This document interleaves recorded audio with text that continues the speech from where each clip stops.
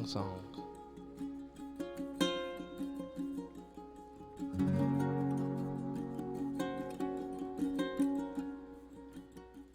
Welcome back to Course Correction Radio, my friends. My name is Trey Harris. Thank you for joining me. And as you can see right over here, we have the lovely Sarah back with us. And we are going to be talking about new wineskins today. So, without any further ado, we'll get right into it. But first, we just want to give a shout out to our sponsor real quick, nystv.org. And I'm going to pull up this trailer, and we will be right back. Don't go anywhere.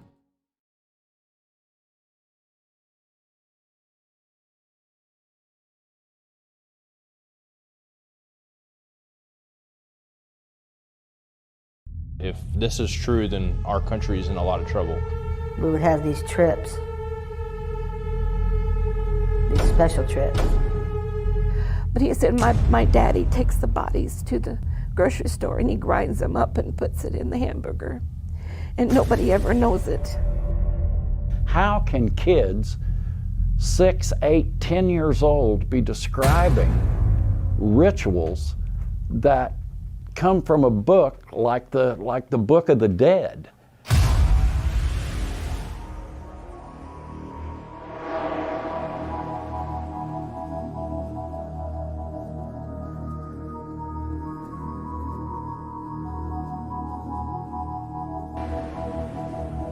It's hard to get your mind around people being capable of this kind of evil.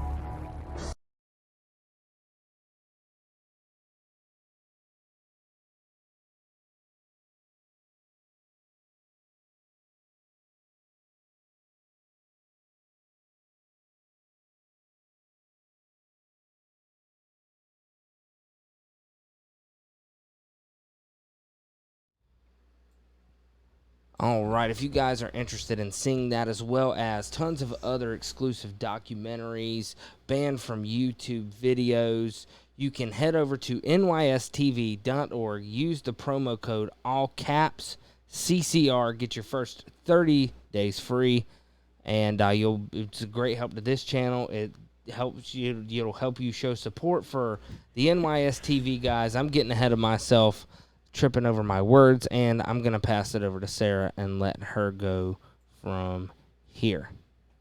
Take it away. Hi, guys. I really missed you. I feel like it's been forever since my last show. When was it, like a month ago? Something like that. Bear with me tonight. I know I look like The Walking Dead. I have no better term for that. It's been a really rough week.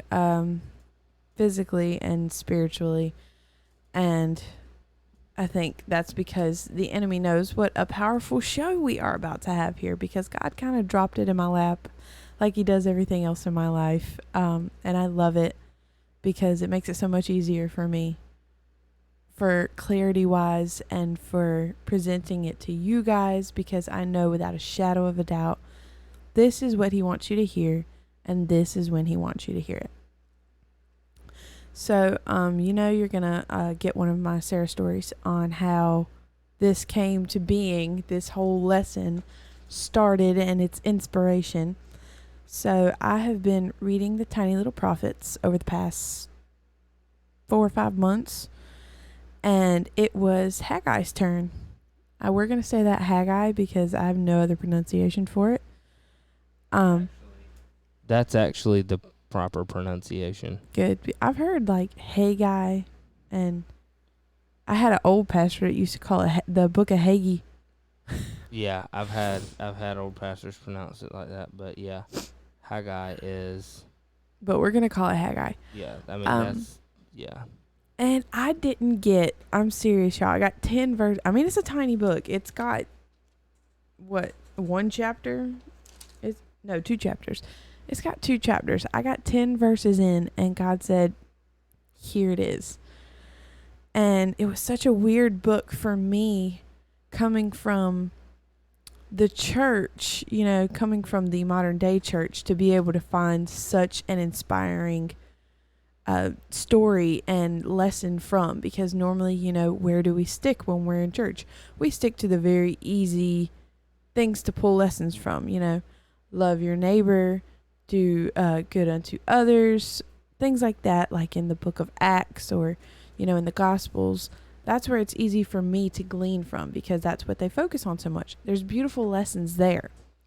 But I'm learning more and more and more. There's beautiful lessons everywhere.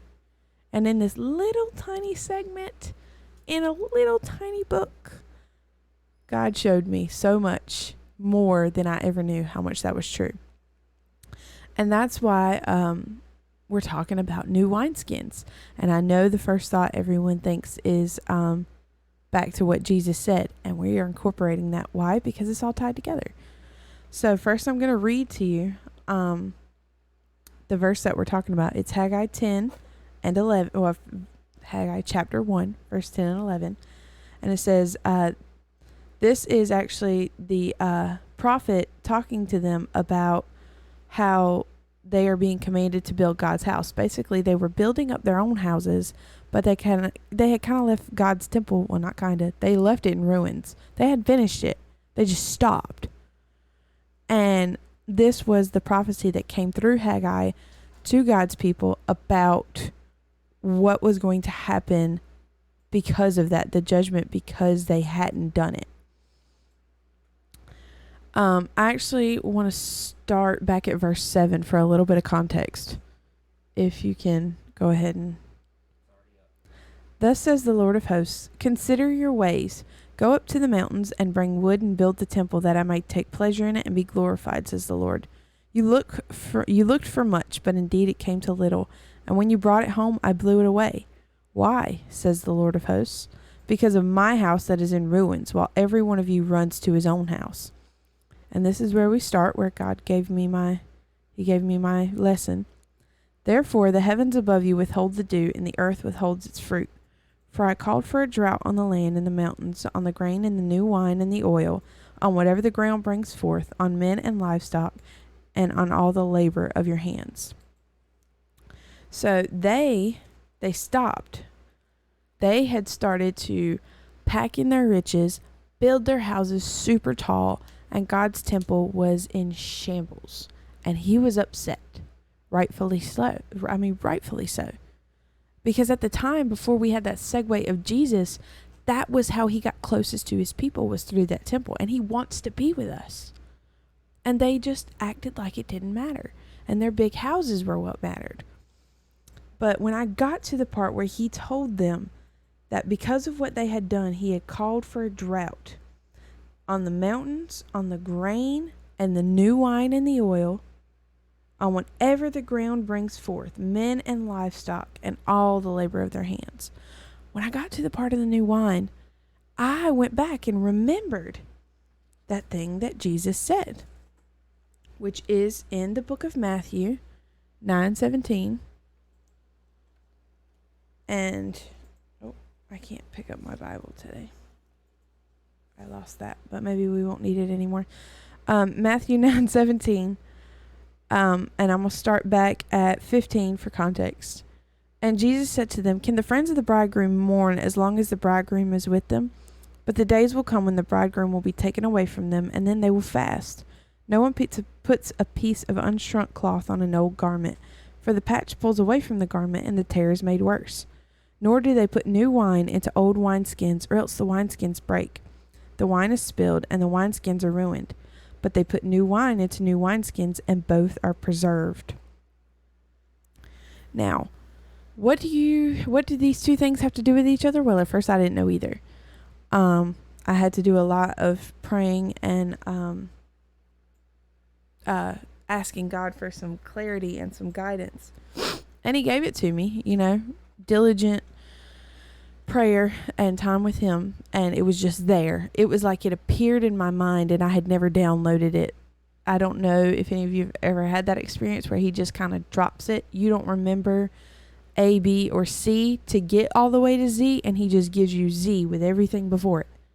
And it just appears. And I started writing, and I was filling up pages, and I saw as I was writing how his dots connected. So they were being punished for leaving the temple in shambles. And because of that, one of the things God did was hold back the new wine. Now, over here we have Jesus talking about not being able to put new wine into old wineskins. Now, we know today that our body is God's temple. Okay? We know that we are the temple. We no longer have a physical building. It's each one of God's people. Now, when we do not take the time to do proper renewal of that temple, when we become his people, when we become saved and renewed, and we are grafted into the tree of Israel, and we don't take time to renew that temple, God holds back his new wine from us. Have you ever heard a Christian say, I just don't feel like I can hear God. I don't feel connected to God. I feel there's a distance between us. He can't put his new wine into your old wineskin. He can't. Why? Because of what Jesus said. The wineskin will burst. When you think about it, it's merciful. If he tried to fill us up with all his goodness into our old skin, we wouldn't be able to handle it. We wouldn't. But instead, as we slowly renew ourselves, once we are saved and grafted into the tree of Israel, he slowly gets closer to us and gives us more of him as we put in the front work. We have to put in the work. Okay, I know that's not a modern day church thing, like, oh, works are bad, but I'm telling you, he wants us to put in the work. It's going to take some elbow grease. And it's not anything you can physically do.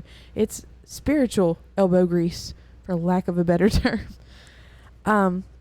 He wants us to put in that work. Why? Because the more we renew that wineskin, the more he can pour into us. He can pour in his new wine. What is the new wine? It's everything from the time Jesus appeared until now, guys. It's happening right now. This is his new wine. Jesus. I have no other words than to say, why wouldn't anybody, want to as soon as they become saved? But then I remember being there. I remember being brand new in my faith and saying, well, is it still okay to be this way that I was before? And it's like I was trying to fit Jesus into what I had already had going on. And he didn't want to fit into it. He wanted to completely knock it down and rebuild me. And if you don't let him, that's when you get the people that say, I feel that distance. Why? Because there is a distance. And that's what brings us to 2 Corinthians 4:16. This is where you get some clarification on what I'm talking about. I'm sorry, my eyes are not working all the way. 2 Corinthians 4:16. Therefore we do not lose heart. Even though our outward man is perishing, yet the inward man is being renewed day by day. And that's what I mean. Everyone is so busy on the outward, just like the people in Haggai were. They were building up their houses, but they were leaving God's temple, which today, like we are God's temple, they were leaving it in shambles. So God couldn't give them any more of him, and he wants to. Can you imagine how disheartening that that is to him right now? He made us. He created us. He loves us more than anything. And we are trying to put him in the box of our old wineskins that was us before we were grafted in to his tree. We're trying to fit him in there. He can't fit in there. The Bible says we are as of grasshoppers on the earth, okay? He's so much bigger than our box. Our box that likes to do all the things of the world and be all the things of the world. The minute we get saved, it's not a chain. It's not an ultimate, like, everything's right now. But there is a spiritual gumption to want to change. If there's not, then you didn't get it. You said the words, but you didn't get it. If there is not that flip, like, of a switch in your spirit, the moment it happens, that the gumption that says, I need more of him. How do I do it? Let me dig into the word. Let me change. Then you didn't get it. Because the minute you taste one little bit of God's goodness, all that stuff loses its appeal. Are you going to struggle? Yes. But it immediately loses its appeal compared to what God is and who he is and what he gives us and how much he loves us. And we are going to work towards building up and renewing our temple every day and making new wineskins for him to pour into. What is he pouring into us? I mean, more of him. He doesn't want to, nor does he have the desire to fit into wineskins that are made up of the world. And we're born into sin. You know, we can't help the old wineskins. But the minute we find him and they're renewed, we can. And he immediately wants to pour into us. And he will start at that very moment because you've already renewed yourself so much right then. He will start to pour into you right then. But you have to put in the work to keep going, or you're going to get stagnant. You're going to get stale. And then you're going to feel like God's not talking to you, or God's not near you, or he doesn't have any interest in what's going on in your life, because it will force a disconnect. He doesn't want us to burst like the old wineskins by pouring all his new wine in at once. So to get closer to him, you have to do the work. You have any thoughts before I move to the next big thing where we rapid fire all these verses? I kind of like he didn't know what all this was about, and because we haven't really talked. This is the longest I've been home all week. This is the longest conversation we've had, not on the phone, and we're not even talking to each other all week, because they moved his route far away, and I've had the kids basically from sun up to sundown by myself, and we have another new dog, and I love him. I'm just so tired, and just like I said, spiritual warfare. So yeah, it's been a rough week. We are reconnecting and renewing right now in front of you because it's been so long. But yeah, do you have any thoughts, this my is love? well, like I said, the first time we talked about this, because I mean, this has been in the work for 3 months now. Yeah, it started way back when I got the drop in my spirit about you were forgiving the already unforgivable. working on this during forgiving the unforgivable, and Yeah. it was already done by the time we were recording More Undignified Than This. Yeah, it was done. So, And then, you know, there's a whole section of and blue writing that God has had- added, but it was done. I had stuff I wanted to add to it, and honestly, in the time since then, I went on that tangent with last week. I did Romans 13. Yeah. And that is the hardest thing I have ever prepped for. And everything else that was in my brain just flew out to make room for that. Well, just based on what I just said, it's okay. Just any comments, thoughts, suggestions. No, I agree. I don't agree. I think you're absolutely right. One of the things that I can relate to, because I was this way, and then, you see other people that are this way, is when people are like, I can't read my Bible. I don't want to read my Bible. Oh, when yeah. I do, I don't understand it. Mm-hmm. And I think all of that goes back to this, is because if God were to give you the milk and honey of his word, if you will, Yeah. you would burst. Oh, yeah. I mean, my goodness, there's so much there. If I were to try to get the biblical knowledge I have now as a baby, like a baby in Christ, I would have run away screaming. Well, see, because here's the thing. Yeah, I agree with you completely, but I just thought about this. So, what makes wine ferment? Time. Yes, time, but yeast specifically. Oh, yeah. So it's 11, right? I mean, yeah, natural yeast. Let's add. Yes. I am not a fan of synthetic yeast. Well, and that's why you don't have to get rid of it at Passover, is because it's natural. Right. But leaven is one of those things where it represents doctrine, because Jesus said, "Beware ye the doctrine of the Pharisees," and then it said the disciples were confused because they thought he was talking about bread. But no, he was talking about doctrine. Right. And one of those things is you can't understand proper doctrine because you don't have a new wineskin. That Right. proper doctrine will make you burst. Look how many people you tell them before they're ready, and like their brain just breaks. Yeah, and it makes them want to run away from God. Why? Because they are made up of old wineskins. They are made up of the wineskin of the world, and the world, when it hears the stuff that God's got going on, it wants to run and hide because it knows it's what's in trouble. Right. So that's why you hear people say, well, God seems mean or God seems scary. It's because you have the wineskin of the world, and that stuff is scary to the world, to the evil people who know what their destiny is. Well, it's so interesting. Well,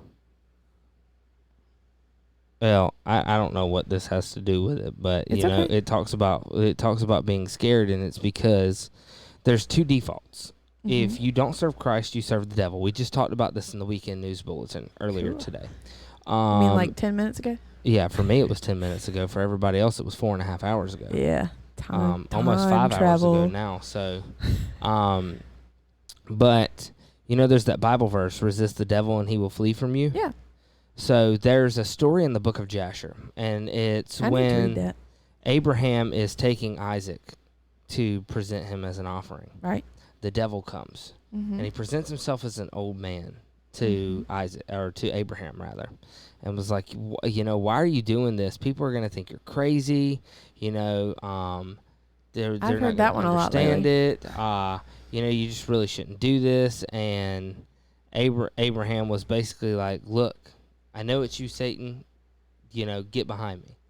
And so then he changes form again and comes as a young man to Isaac and is like, you know, man, yeah, your dad, like, has he lost it? What's going on? Like, this is the worst paraphrase in the world, but the general point is there because Isaac says, Dad, you know, there's this guy, he's talking about this, and Abraham's like, yeah, Isaac, that's Satan. Just don't listen to him. So then Satan gets really desperate. So he turns into a river that crosses the road. And as they're crossing, Abraham gets neck deep in the water and then starts looking around and goes, wait a second. There's not a river here. And it's like, all right, Satan, I know this is you again. And it says, and the devil feared and fled before them. Because here's the thing. So, and I think this is where it connects full circle. Maybe this is me trying too hard to connect the two. But Abraham always had room for everything that God revealed to him. Even to the point where he was willing to take his son up on an altar because he knew that, quote, God would provide a lamb. Right? Now, of course, he provides a ram in the story. We know who the lamb actually is. Yeah. But, I mean, goodness gracious, how new does your wineskin have to be to understand that thousands of years ahead of you, God would send his son? Because Abraham got it. And see, But look what it did. It scared the people around him, and the devil manifested and used that. and the devil wanted There to really stop are some that hidden because gems in the book of Jasher. oh, yeah, the devil wanted to stop that encounter because that is when God knew that Abraham loved him unconditionally and made that covenant to make his descendants more numerous than the sand of the sea. Yeah. And he knew what a powerhouse would come through it, which was Jesus. Mm-hmm. I mean, of course he would want to stop that encounter. But Abraham trusted in the plan, even when he didn't have all the details. He was renewed in God enough to know, I got to do it. I got to do what he says, and I know he'll provide. But no, that wasn't trying too hard. That fit perfectly, my love. I mean, when you think about where you started your journey when you became saved, I mean, some of us, you know, we were kids. You know, I remember my grandma dragging me to the front of the church as 5 or 6 year old. I was really little. I was at church. I used to go to church with my grandma almost every Sunday. But she dragged me to the front of the church when they had the altar call and told me what to do. And I said the words and I was like, okay, what do I do now? And it didn't really, nothing really stuck. I said the words, I said the motion, and, you know, based on what I had been told, when you stood up, you were all good. I mean, that was it. That's all you had to do.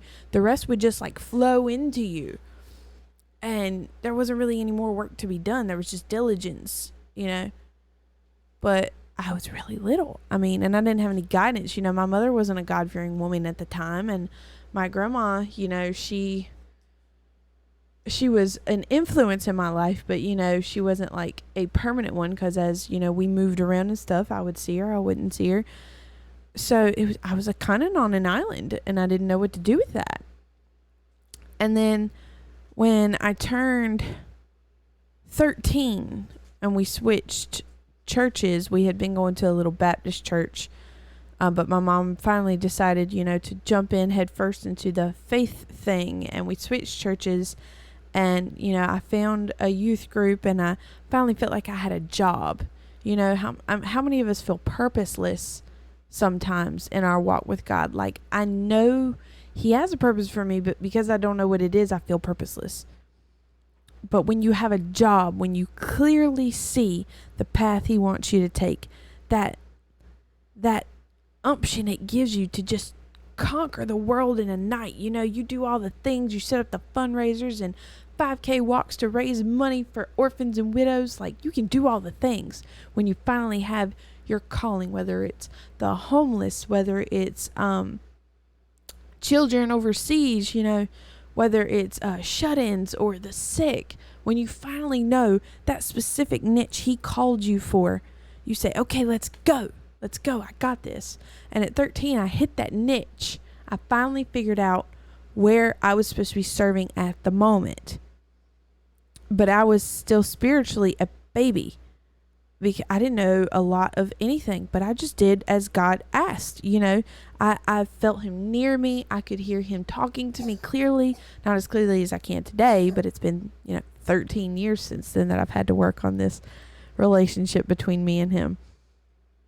I could hear Him speaking, and I did what He asked, and I grew as a person.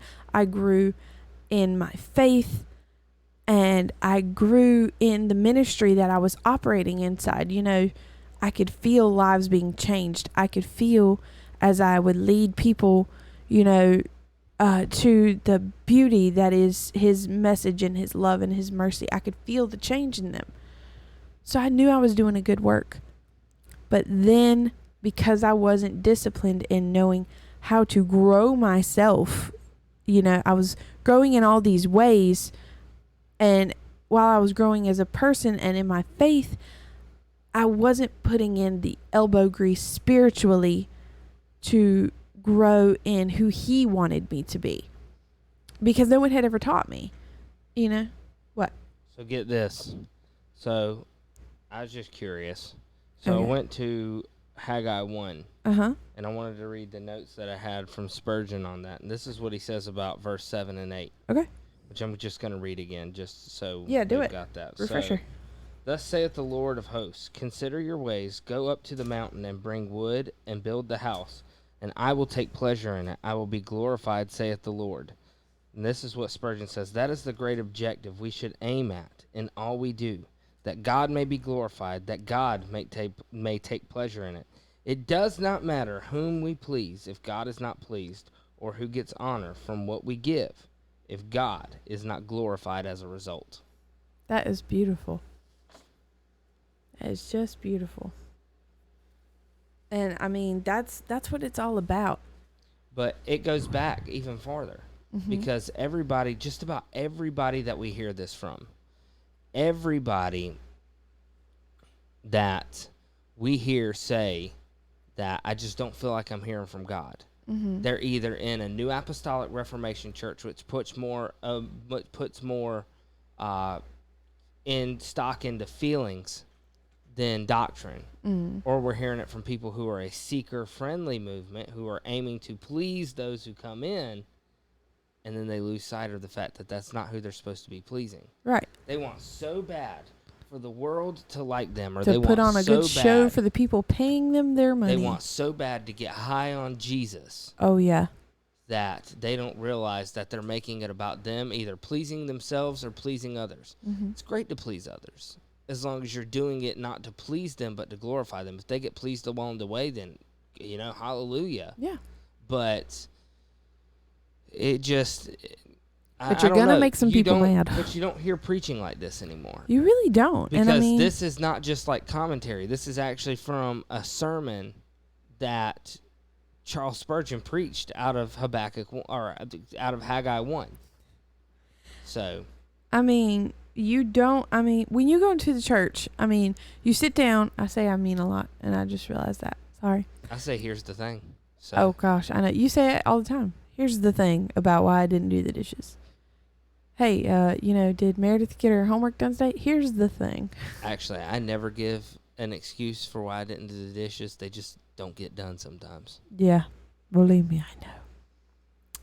He's a work in progress. He's putting in his spiritual elbow grease as a husband, and I appreciate that. He's working towards a better Hey, goal of Can't- empty you sinks for his can't- wife. You can't do the dishes if you're not home. I was talking about the time you were home, and I had to go see my client, and I was like, "Can you do this, this, and this?" And I came home, and you were like, "Here's the thing: we didn't get any of that done." Oh yeah, there was that time. But hey, That time, the girls were happy, the girls were happy, so I can let go of a lot of other stuff. and I did all the laundry that night. Yeah. Oh gosh, that was a big help. See, so I can give and take. There's an ebb and flow. But when I've been lifting on pregnant women all evening and be like, okay, let's these are the positions for labor, and I have to move them, and I'm tired. My back hurts. I love what I do, and it is physically demanding, and I love that because it keeps me sharp, and it keeps me using this beautiful temple that God gave me. I'm using it for His glory because I'm teaching women how to have beautiful labors like what they did back in the olden days of the Bible, like God intended, because the way He designed our bodies to have babies works. Sometimes, we do need doctor intervention, but we shouldn't start out that way. We should start out full force, and then the knowledge that God gave the doctors and the people to learn should step in when it needs to. Yeah, Not because it's there. That's the two extremes, right? You got to go to a doctor for everything or go to a doctor for nothing. Yeah, But they here's the think there's no in reality is between. God gave us the stuff that we need in nature to take care of a lot of our stuff. But here's the other reality: the Gospel of Luke was written by a doctor. Mm-hmm. Mic drop. Yeah, I mean, that's what I do, is I teach people that the doctors, being able to help you is a beautiful thing, but it shouldn't start that way. Like, if they don't like the timeline of your birth and they just step in and take over and do all these things to you, which then stress out the baby, so then they have to do more things to you, which then stresses out the mom, so they have to do more things. When they see a sign, they should jump in and help then. Otherwise, hands off. But that's what I do. That was a rant of some. Well, I was going to spin that around. Well, no, because you make an excellent point, because there's a kind of a parallel between the doctor and you in that scenario where the doctors try to get too involved Mm-hmm. and they screw everything up.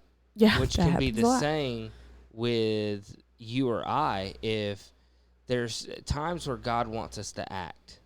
But if we're acting at the times He doesn't want us to act and we're jumping in, we're going to screw it up. Oh, yeah, because that's where it goes back to spiritual discipline. If we're not in His Word and constantly renewing our temples, which we're going to get to on how to do in just a moment, if we're not constantly doing that, we can't hear His voice. We don't know what He wants us to do. And we jump in and we screw some stuff up.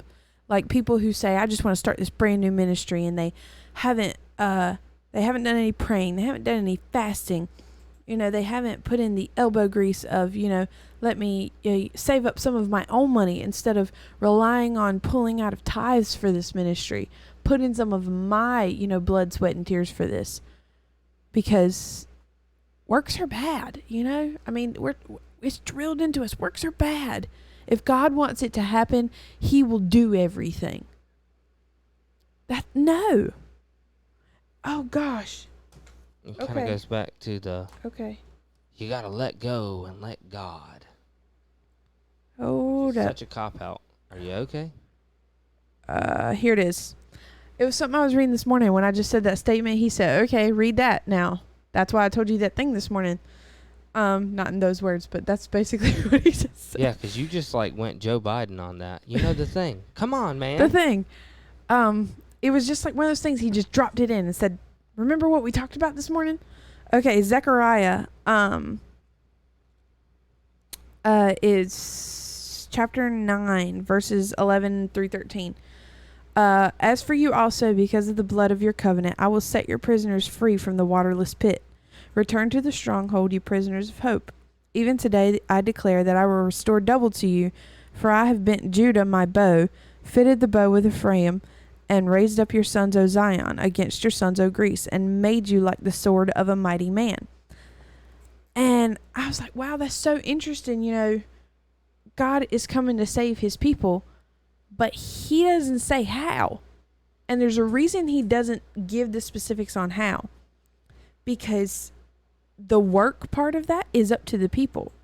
He's saying that he is bending Judah like a bow and fitted the bow with Ephraim. And he is making his sons, his people, like the sword of a mighty man. He gives no other details other than that. Why? Because he is requiring work from them in order to fulfill that promise he just made. They have to hold up their end. Have you ever seen a covenant he made where there wasn't work on the part of the people? I mean, look at the... Okay, I'll follow where you say go. In Genesis... God, I don't even know where it is. Please help me. It's when Jacob sleeps on that rock. That is Genesis 34? Nope, that's Dinah. Gotcha. So it's a little bit before that. Try Genesis 30. Oh, wait. Okay. Oh, gosh. I don't know. See if you can find it for me and I'll read it. Wait a minute. That's wrestling with God when he blesses him. It's a covenant that Jacob makes with God. And he says... Talking about at the ladder? And Jacob went out from Beersheba and went toward Haran. And he lighted up a certain place and tarried there all night because the sun was set. And he took of the stones of that place and put them for his pillows. I found it. And lay down in that place to sleep. It's Genesis 28, verse 10. Yep, that's where I am. Then Jacob made a vow, saying, if God will be with me and keep me in this way that I am going, and give me bread to eat and clothing to put on, so that I come back to my father's house in peace, then the Lord shall be my God. And the stone which I have set as a pillar shall be God's house, and all of that you give me, I will surely give a tenth to you. This is the reason. What? And that was Bethel, right? Uh-huh. That was where. So you were right. Right. So here's what's funny, and I told you this, but I have 2 Bethels on my route. There are 3 Bethels in North Carolina. I run 2 of them. See, I told you God didn't put you up there by accident. There's work to be done. Yeah, absolutely. Because you can tell that story in a minute if you want to, because that's a big renewing thing that we're going to go over about how renewing our house is part of renewal, and that part wasn't renewed. You know where I'm going. Yeah. I'm not going to give all the details, but he made this vow, and do you realize that that is the reason that when he gave Moses the law, that it says give 1/10, because we are under Jacob's covenant with God. We are under that. Why? Because what did his name get changed to? Israel. Who are we? Well, I'm Trey. You're Sarah. Who are we? We're the Israel of God. Exactly. We are under this covenant. That's why God says he'll always provide. You know what I wanted. You're just baiting me. Okay? When I say, I mean, it's like when they say, you know, when I say, oh gosh, I can't think of an example. Like the cheerleaders at the game. When I say this, you say that. And the audience just does it. That's what you needed to be right then. You needed to be my hype man. Okay? I'm not a good hype man. You'll learn. I'm too monotone. Because God is telling me to go over the places, and you just gonna have to give the answers. Because if I just say everything, they're gonna get bored.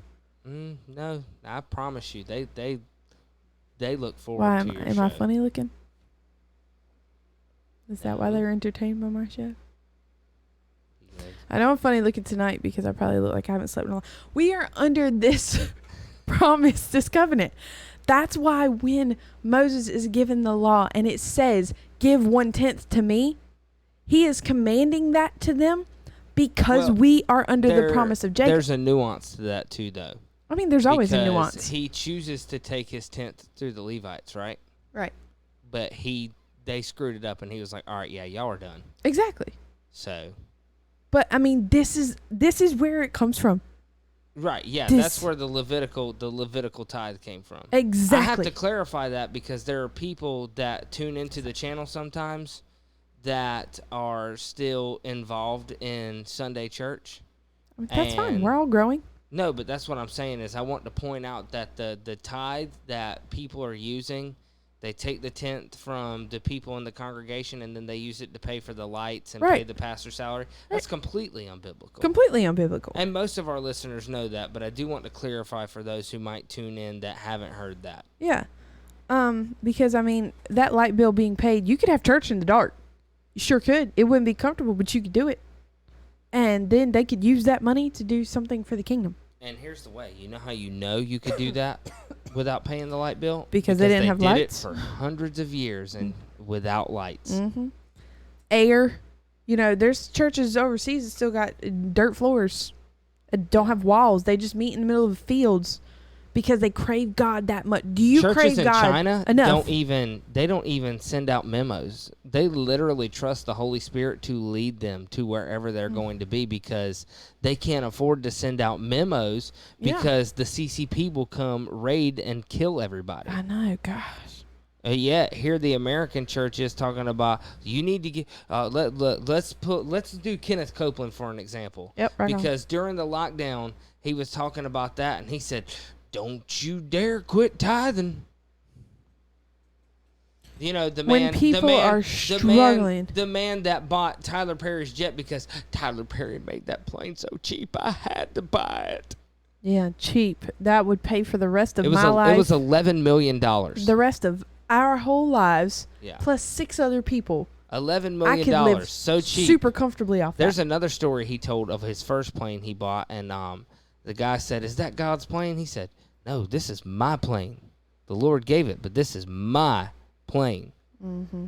So, that's my Kenneth Copeland rant because I just oh man, there's so many people that make me mad because of the blasphemy that they Like every preacher I was proclaim. forced to watch on TV as a child. Forced.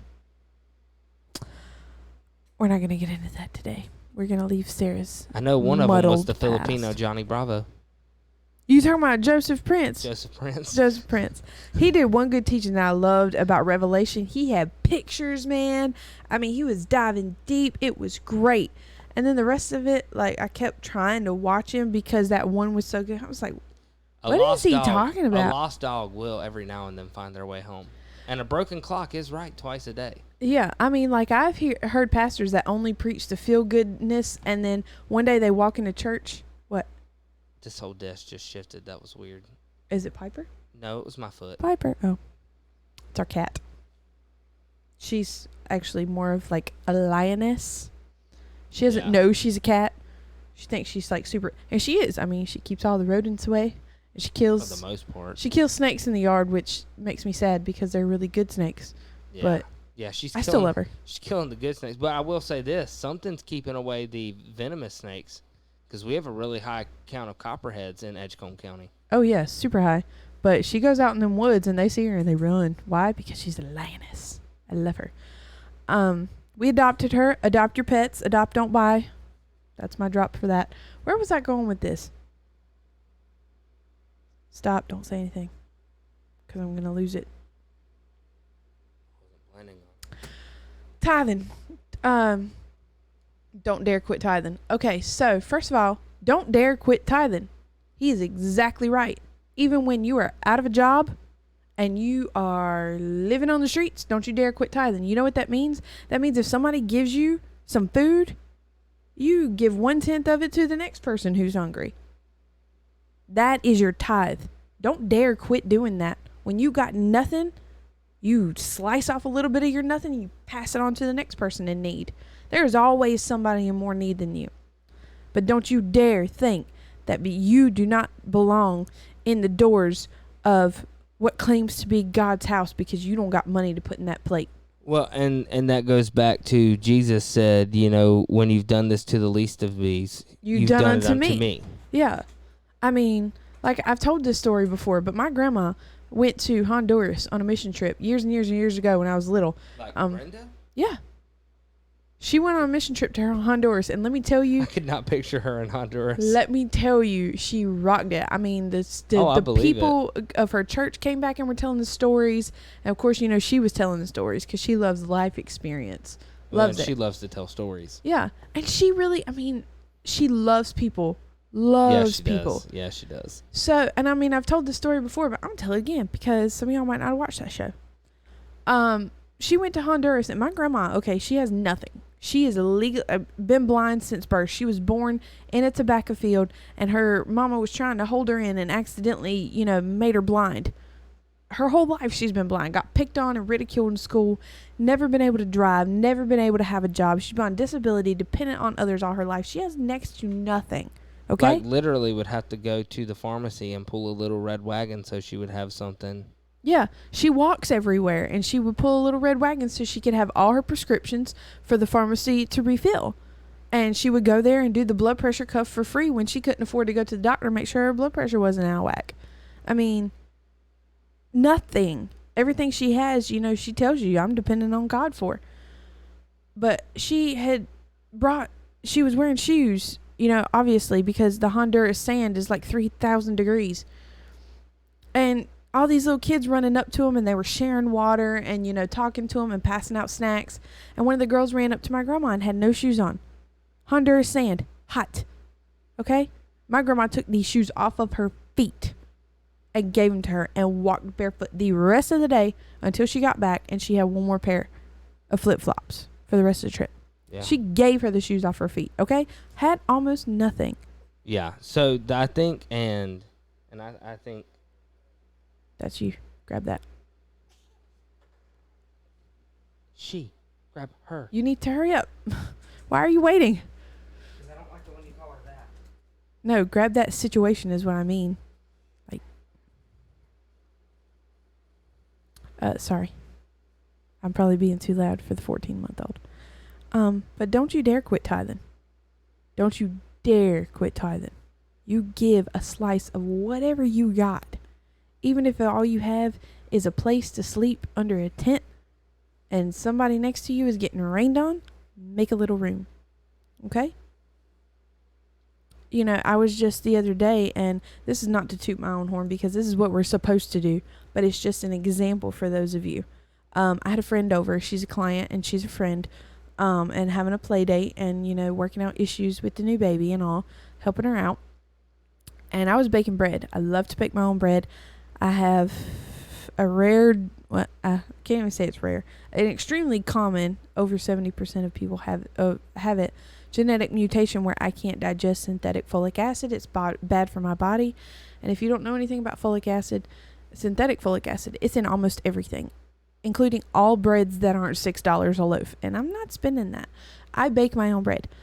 I was baking bread, and she's really interested in, you know, starting to be more self-sufficient because she sees the way the world is going. She wants a little less dependency on the grocery store. And she was like, well, you know, I wonder, you know, how the bread tastes and, you know, how do you make it? Do you think you could teach me these things? So I baked 3 loaves of bread that day. And the one that rose the most beautifully and the crust browned perfectly and it was nice and robust, just a beautiful loaf of bread.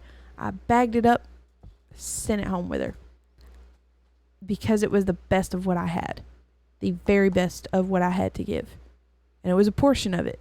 You know, I didn't give her all my bread. You know, you have to save some for you. Yeah, so that was what I was going to say before I walked away is it's so because, you know, the widow with her mites, right? Yeah.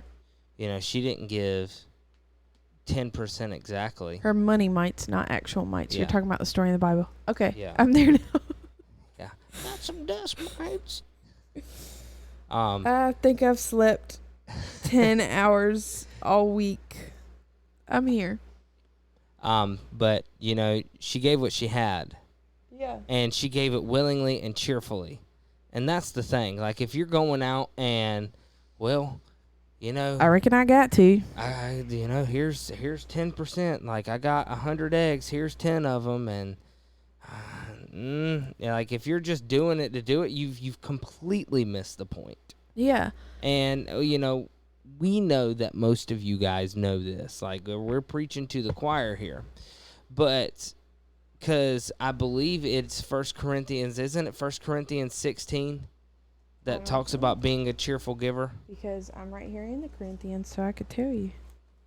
But I know Paul talks over and over again about being a cheerful giver. He talks about it, and that's one of the things he commends the Philippians for in chapter 2 of the book of Philippians as well, I believe.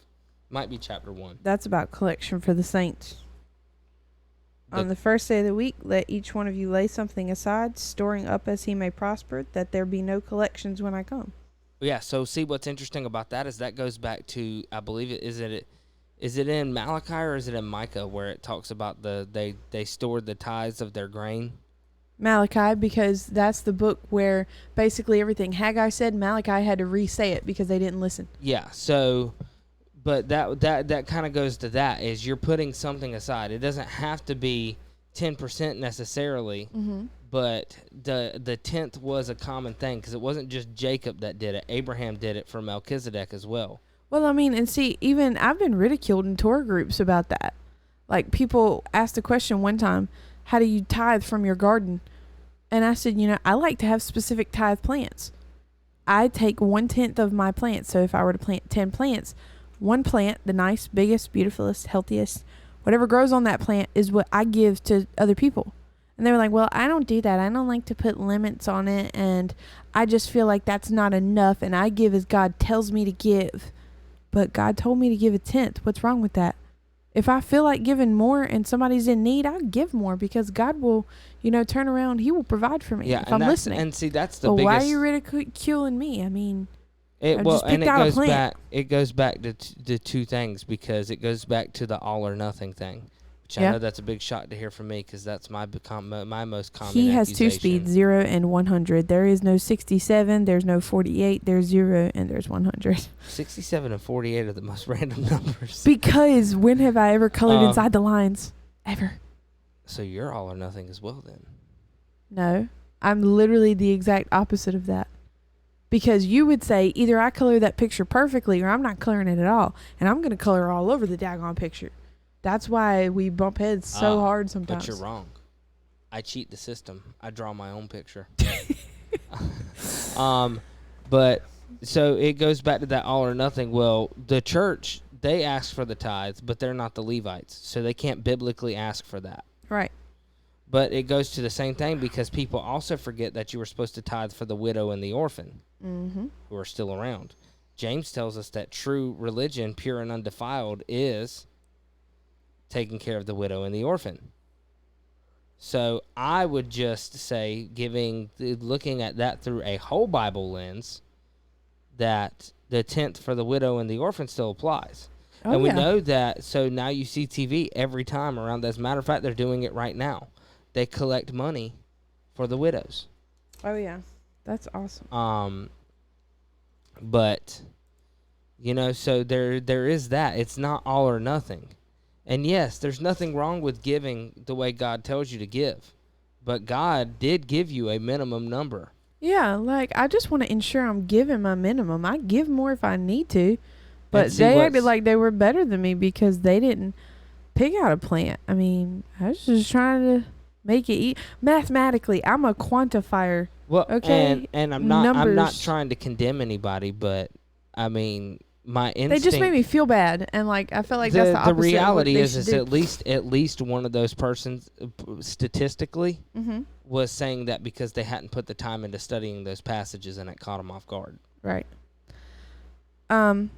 But I want to go ahead and move on to our next segment because we talked so much about renewing, and now I'm going to show you what the Bible says on how to renew. We are given specific instructions throughout the Bible on how to renew our mind, our strength, our soul, and our heart. All the things that God says love him with. Love him with all of those. And how do you do that? You have to renew them first. They can't be totally committed to him, those parts of you, until you are out of your old wineskins, you are in your new wineskins, and you are working every day, like it says in 2 Corinthians, because that outward man is perishable, but that inward man is perishing, and that inward man is being renewed day by day. It's a process. It's not one day. It's day by day. And there's all these different parts. You can either work on them collectively or one at a time, or, as God gives you the urging. But here are the verses on how to do them. If you want to follow me, this is going to be a lot, okay? That's all right. Rapid fire, and then just. But I am reading them, but it is rapid fire. Let me see them when I upload the video. And you'll put them in the thing? And I'll put them in the description. Okay. So first we're going to start on renewing the mind. Okay, when you first become saved, your mind is your second biggest enemy against doing what God wants you to do. I say second biggest because the body can be a big one, especially like for men, because I know like there's like temptations that they struggle with that I know some women understand, but like I guess it's just me personally, like sexual things, like their body just kind of urges them that way before their mind can even react. Like, you understand what I'm saying, honey? Yeah. Like you see a beautiful woman and immediately like your body reacts before your mind has even processed what just happened. So that's why I say it could be your second biggest, but it's one of the biggest enemies against God's plan for you is your mind inside your old wineskin. And the first verse I want to go to is Romans 12:2. It says, "And do not be conformed to this world, but be transformed by the renewing of your mind, that you may prove what is that good and acceptable and perfect will of God." And the way you prove it is by the renewal. There's more verses under mind, but while we were... No, actually, I'm going to read the next one, and then I'm going to say what I was about to say. I'm singing the Bible song in my head because I don't remember where the book is. Philippians 4:8. 4:8. "Finally, brethren, whatever things are true, whatever things are noble, whatever things are just, whatever things are pure, whatever things are lovely, whatever things are of good report, if there is any virtue and if there is anything praiseworthy, meditate on these things." That is the biggest key on renewing your mind skin.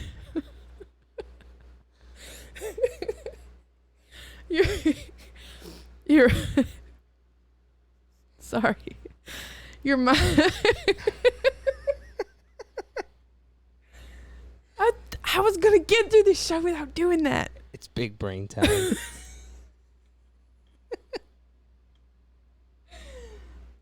I can't even say it. Your mind skin. I'm so tired. Oh gosh. I'm so tired. Oh goodness. Give me grace, please. Renew your mind skin and find grace in there for me. This is the biggest key on how to do that. Renew your mind wineskin is what was trying to come out, but my mind skin. That's gonna be a t-shirt. Renew your mind skin.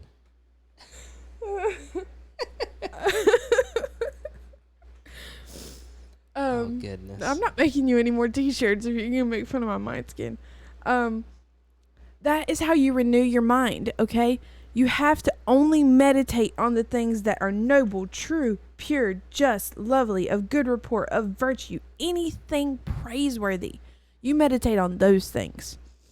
And, when we say meditate, we're not talking about, as in like Buddhism meditate. And I clarify that for any people who don't know what the Bible may mean by meditate, because you've only seen meditate one way, where they cross their legs and they do their fingers and they're doing the ohms. And I'm sure that's some spiritual hunky junky. I don't want anything to do with. In Hebrew, Om means light. So they're trying. They're seeking illumination. Illumination. I get it. But no, that's not what it means. So when you meditate on something, have you ever been in your car and you're driving and you're having those thoughts in your brain, but no words are coming out, and it's like you're talking to yourself inside your mind? I'm sure I'm not the only one. Please tell me in the comments I'm not alone. Or in the chat, whatever. That is meditation. I was wondering why you always stare off into the distance blankly when I you am drive. thinking so deeply when I drive. I am turning things over and I am twisting them inside out and I am ripping the sides of boxes off of them so that they can expand. And I'm like, what are the things? You can't possibly have any deep thoughts that were as deep as what I said the last time we did a show together. What? That us and the trees feed each other. They do. We do. We do. That's a t-shirt. Feed the trees. Don't blow hot air. Feed the trees. They like good, clean oxygen, not full of hot air. Oxygen, CO2 for the trees. Yeah, they need to renew their Wineskin. Stop. Stay all the way over there. Don't talk to me, tree man. Okay. Wineskin is a thing. I'm sure there's skin on it somewhere. Yeah, it's called your brain. Anybody, your neurologist, can you tell me, is there like a film outside your brain that we can call a Wineskin now so I can redeem myself? What is it? It's like, it's 1 o'clock in the morning. Yeah. It's 1:17. I know. I just looked at my phone. I was rounding. Okay. But this is the biggest way to do that. Meditate on those things. So when you're driving and you're turning those thoughts over and over and over, that's the meditation the Bible is talking about. You think on it repeatedly from all the angles. You twist it and turn it sideways, upside down. Literally, the word means to mutter. So you mutter it like. That's interesting. Whatever it's just. Yeah, yeah. I mean, pick a verse, okay? Like I picked that verse from Haggai, which really, I mean, God just kind of dropped it on me. But like, take that verse, and if something kind of sticks at you, like, that sounds interesting. Like, I wonder what he means by that. Twist it and turn it sideways, upside down. Go into your phone and, look up verses that say this phrase. Compare it with other ones that say the same thing. And then you can, that's how you meditate and how you study. That is how you renew your mind. The more you think on the things of God, the less time there is for the old stuff. The next verse I want to go to is in the very neighboring book in Colossians. Colossians 3:2 says, set your mind on things above, not on things on the earth. Super simple, but it's another way we renew our mind. When you're thinking about heaven, when you're thinking about God up there in his plan, the earth and its problems seem so small. Like, especially even what's going on right now. We know the world is chaotic right now. But we also know God has a plan. I just saw a light come on. Oh, the screen changed. We also know God has a plan. When we are affixed mentally on his plan, instead of what's going on, it doesn't seem scary. It doesn't seem like we should have pause, because we know when it's time, God will tuck us under his wing in the secret place. Because it is his will that none will perish. Will some perish? Yes, but they get to go right with him. And so when you think about that, I mean, you think even if, I don't make it all the way to the end of, Jesus coming back to earth before I die and I'm up in heaven, it's okay because I'm with him. That's what matters. I am with him. Yeah, go rewrap her up. And get that blanket away from her face that Meredith just moved onto her. Told you we should have moved the big ones back to their bed first, but Meredith is a tosser-turner. She doesn't stay very long where she's supposed to be. But when you set your mind on those things, the world and its problems don't seem so scary anymore. And I know that's hard because I'm a person with anxiety. I struggle with it all the time. Even though I am renewing my mind daily, I still have moments and things that hit me and I struggle with. Bills don't really get to me anymore. Money doesn't really get to me anymore because I've seen God's provision when we have little, and I've seen God's provision when we have much. Yeah. Okay, so let me tell you about the throes of anxiety if nobody knows how bad it is.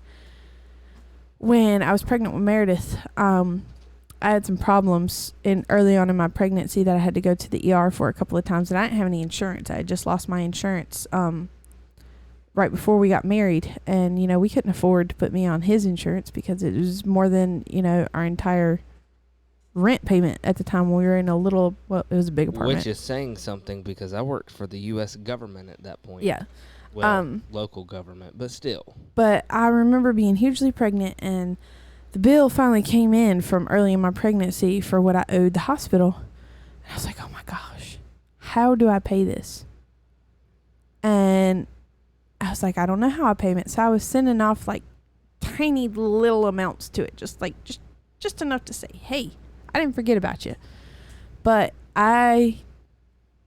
because anxiety is a thing and it eats at you and it's not logical, which is what something my husband doesn't understand. It's not logical with anxiety. It literally makes no sense, and you know it makes no sense.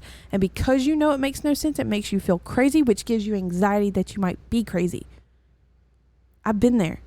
I would lay in the bed for hours next to him because he was on night shift. He would sleep all day, and I didn't have a job at the time. I had quit my job to get ready for the baby and be home with her, and she unwrapped the baby again.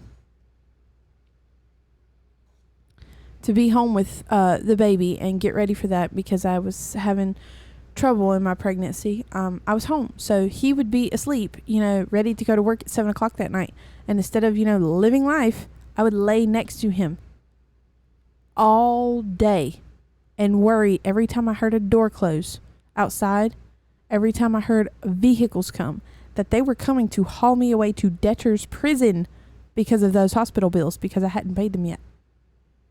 Go to sleep, Meredith. You're itchy? Oh, she needs her oils, please. Where are they? In the kitchen next to the eggs on the counter. Yes, you can safely store eggs on the counter from your own chickens as long as you don't wash them. They're good for about 2-3 months on the counter at room temperature. I promise. Food safety. They're from my chickens. They're not from the store. Daddy's gonna get the coconut too, honey. The coconut oil. And one of those big bandages. She picked up a rash, and it's totally like, it's not contagious or anything. She's just itchy. Stop scratching it. Stop scratching it. Parenting, it never stops. Ever, ever, ever, ever. And I love it so much. I was worried they were going to haul me away to debtor's prison. And I knew in my mind of mine, in my heart of hearts, that debtor's prison wasn't real. I knew. I mean, it is in some places, but it's not here. I knew that. And I was worried laying there that they were coming to find me and haul me away to debtor's prison because of those hospital bills. Okay? It was rough. The throes of anxiety. I'm so far past that now. But let me tell you, it's been some dark days getting here. Not until I learned how to renew my mind. Stop kicking the baby. Move your feet away from her. Thank you. Until I learned how to do that, I could not get out of that hole of anxiety. I couldn't. I am today in a place I never even imagined possible. I didn't know that it was possible for people to not worry about every aspect of their life. Me back then trying to worry about, the things of today that are going on. I don't think I would have ever left the house. I think I would have just been a depressed mess. But the renewing of your mind and making of a new wineskin for your mind can get you there. God needs you to put in that work, though. He needs you to. And if you don't, how can you expect him to uphold his part of the deal when you haven't upheld yours?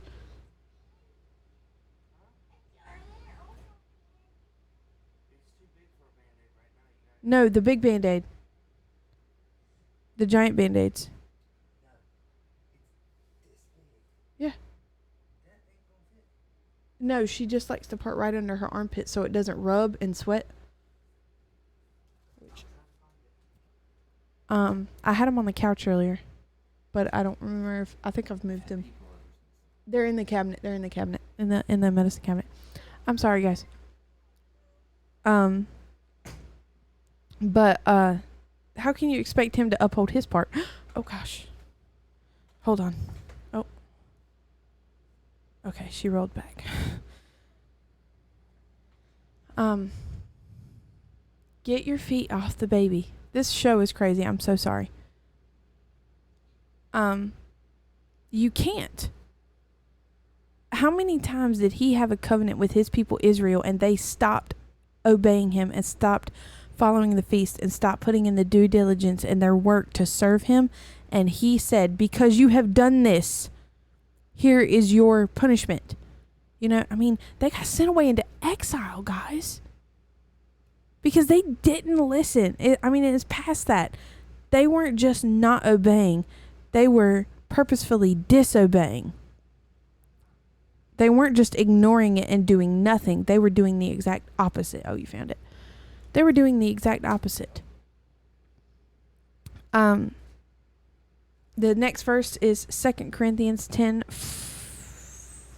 4 through 5. I thought that said 45. For the weapons of our warfare are not carnal, but mighty in God for pulling down strongholds, casting down arguments and every high thing that exalts itself against the knowledge of God, bringing every thought into captivity to the obedience of Christ, and being ready to punish all disobedience when your obedience is fulfilled. That went to 6, but I needed that one. But that verse tells you that this is spiritual war. It's spiritual war. And the weapons of our warfare are not made of the world. They're not made from the world. And the only thing we can do is rest in the knowledge of God and let that rest in His knowledge renew our minds and take every single one of our thoughts captive for Him. Now, I want to move on. I have one verse for strength, but I'm sure there's more. But this one kind of hit home so well. I left it at that. It's Isaiah 40:31. I should have had these marked, but I was asleep until 10 minutes before I got in front of this camera. Isaiah 40:31. But those who wait on the Lord shall renew their strength. They shall mount up with wings like eagles. They shall run and not be weary. They shall walk and not faint.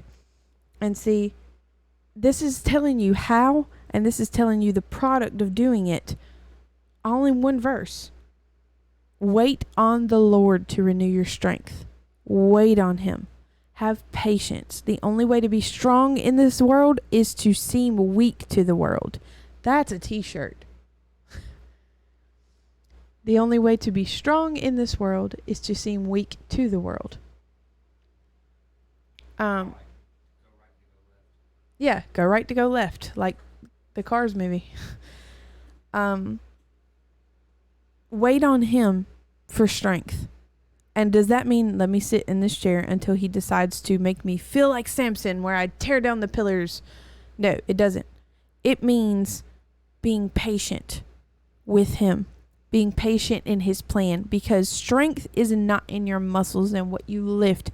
Strength is in your endurance to keep running this race when it looks like the enemy is winning the battle, because he is winning some battles. He's not going to win the war. So Abraham is a great example of that. God said, get you up, take your family, and go where I tell you. Abraham said, where are we going? God said, you'll see when we get there. Yep. And he waited on Him. Yeah, and he had to go. And look how much stuff happened in between then and when he got there. Exactly. Gosh. It probably, who's to say Abraham didn't think while he was out wandering, like, are we ever going to get anywhere? What happens if my family gets eaten by a wildebeest? What about everybody else who didn't hear from God? Like, Abram, where the heck are we going? Yeah. Well, God said He's going to take us somewhere. Like Noah's family when he just started building a boat. Where? Yeah, Noah just started building and told him, like, I heard this. There's a great VeggieTales episode on that. His son Shem just got married in the VeggieTales. And he was like, and he's singing a song about it. He was like, I've got plans, And then Noah sings a song. Well, God's got plans. He says, but your big plans are in my way. We'll build your boat, but let's do it another day. That's some lyrics straight from the song. Yeah. Because I'm partial to the tour of town, knowing the aardvark myself. oh yeah, we watched that just today because on Shabbat we don't watch anything but VeggieTales and Tour of Town, so they can learn Bible lessons. And we watched that one just today. They specifically requested it. They love Mr. Shredder. Oh, it's a really good episode. But Shout out to John Hall, who plays the king's assistant. yeah, but it's like when you see that, and they did such a good job in the VeggieTales episode, reflecting how even if it's not something that happened, because we don't know. I mean, there might be some extra biblical texts that say how Noah's family felt about that situation. We don't know. They might not have been totally on board. The only thing I know from the extra biblical text is, it says 120 years in one of Peter's epistles. Stop it, That Meredith. was how long Noah preached. Uh-huh. It took him 5 years to build the ark. Yeah, I mean, can you imagine how they felt for 5 years as people made fun of them? 5 years. Everybody was like, well, they're crazy. Right, but how many Because times knowing the how many aardvark times- taught me that it had never rained before that. Yeah. Which was daunting to me at first. I was like, it never rained? Yeah, you never see I rain. knew stuff come up from the You ground, never see rain until... but I didn't know it never came down. Until Genesis chapter 7 is the first time rain is ever mentioned. So, but how many times do people say, you guys are crazy? You guys, we have a book on how to build solar panels. Oh, yeah. We have no. things... Stop. No. We have... Put it back on. Things for... It's the coconut oil. It won't stick. You didn't put the... I tried to tell you that it's You... that spot is 4 times the size of that bandage. Yes, I know. But she likes it over the itchy spot. You put the coconut oil only on that part of the bandage, and then you stick the bandage. You didn't say that. I thought it was common sense. That was my problem then. But no. Sorry. But it was not common sense because you said to put it on the places she was itching, and she's itching from here all the way down to her rib cage. I know. I look at it every day. Put the oils. You put the all of teeth, that yes, you put the oils all over it. You put the coconut oil only on the bandage so that it doesn't cause it to slide off. Oh, but you didn't. But I didn't have a bandage until after I did that. I apologize then. I was too It's all tired. good. That was what I was trying to say earlier. Anyway, anyway, sorry. Parenting never stops. But yeah, imagine how they felt, because Noah was the only one that heard this from God. Well, and that's what I'm saying is it's something that most people who are prepping now. Yeah, they look crazy to the world. I have a seed stash so big, Granted, y'all. they look a little bit less crazy now. Oh yeah, I have a seed stash so big it would blow your mind. But didn't you just say you were talking about somebody who was talking about all this stuff at their church, and people just looked at them with like? It was the glazed same eyes? person who was over here the other day about the bread. That's what I'm saying. And she was like, she's still in the anxiety phase that I was, She's years just ago. starting to wake up. Yeah, she's like, Sarah, I'm starting to question everything. The church, is the government really trying to help us? All these things. She said, I don't want to depend on anybody for my food anymore. I opened up my seed stash. That is what I have for my family. That's it. That's what I've got. And I opened it up and I was like, look, here's some starter seeds. She said she immediately left and felt better. I'm not tooting my own horn. I'm showing you how God tells us to be. I know God will provide for me regardless of my stash. I could lose it all tomorrow. All my chickens could die tonight from a coyote attack. My seeds could mold in the package unexpectedly, and I have nothing. There was a dead coyote in the middle of 64 the other day. Ooh. Yeah, because my stuff is not predator proof. I'm relying on those 13 dogs back there, them hunting dogs. Mention Hank. Yeah, Hank is a beast, and I love him. He's a gentle giant. 80-pound hound dog. Yeah, he's a walker hound. But he's a gentle giant. But when you hear him bark, you wouldn't know that. And I love him. I love him. Yeah, he's wonderful. He's our newest adoptee. He's 2 years old. He needed a home, and he is Titus's brother now. And I love him. And he doesn't realize that he is 80 pounds and can't quite fit on the couch and snuggle me while I'm reading in the mornings, but we're working on it. My mom and dad were here earlier, and Hank hopped right up on my dad. My dad said, "Whoa, wait, what you doing?" He figured out how to fit that time, though. Yeah, that was funny. But I could lose all my stuff tomorrow. but I know I've done my due diligence in what he asked me to do and to be prepared, and that he takes care of the rest. Because, I mean, Elijah was in a cave with nothing and he fed him. I know he has the ability to feed my family with absolutely nothing absolutely nothing done. But he asks me, and he says, be prepared. And Prepare for your family. Provide that's what for we them. were talking about the other day. Is the key is, and this is why, unfortunately, a lot of people in the church, if they don't wake up, are going to miss it, because God will provide everything you need. Oh, yeah. Seek ye first the kingdom of God and his righteousness, and all this shall be added unto you. Yeah. As long as you're obedient, God will make sure you see the rest. But part of being obedient is, if you're able, trying to prepare for what you can. Is that on? No, she's good. Okay. But the fact that I was able to provide for another one of his people that he knew was struggling right then with anxiety and fear, and make it a little bit better with that provision, he wanted me to do it, and I would do it 100 times over. Yeah. And so, do you want me to share the story about the cleansing the household? You're going to do that on the next one for soul. Oh, gotcha. Oh, Yeah. I didn't know we were still on mind. No, we're done with mine. We just did strength. Now we're on soul. Gotcha. Okay. I'm going to just read a couple of these, and I'm going to tell you what the other ones are, because we're getting super late, and I'm tired. Yeah, I'd say we go about, we got about another 9 minutes, and that'll bring us right to an hour and a half. Okay. Psalm 51:10. That's a good one.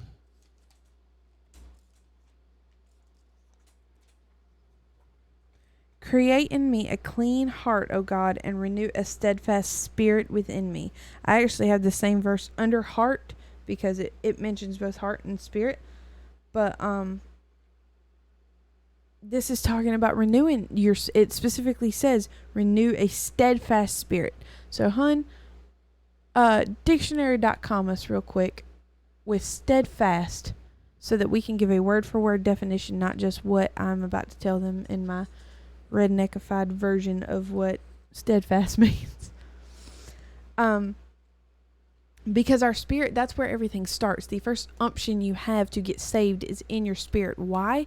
Because we are all his children, and he created us, and there's always something in us that wants to be with him. We try to fill it with the world because of sin nature, but we can never feel fulfilled unless it's him.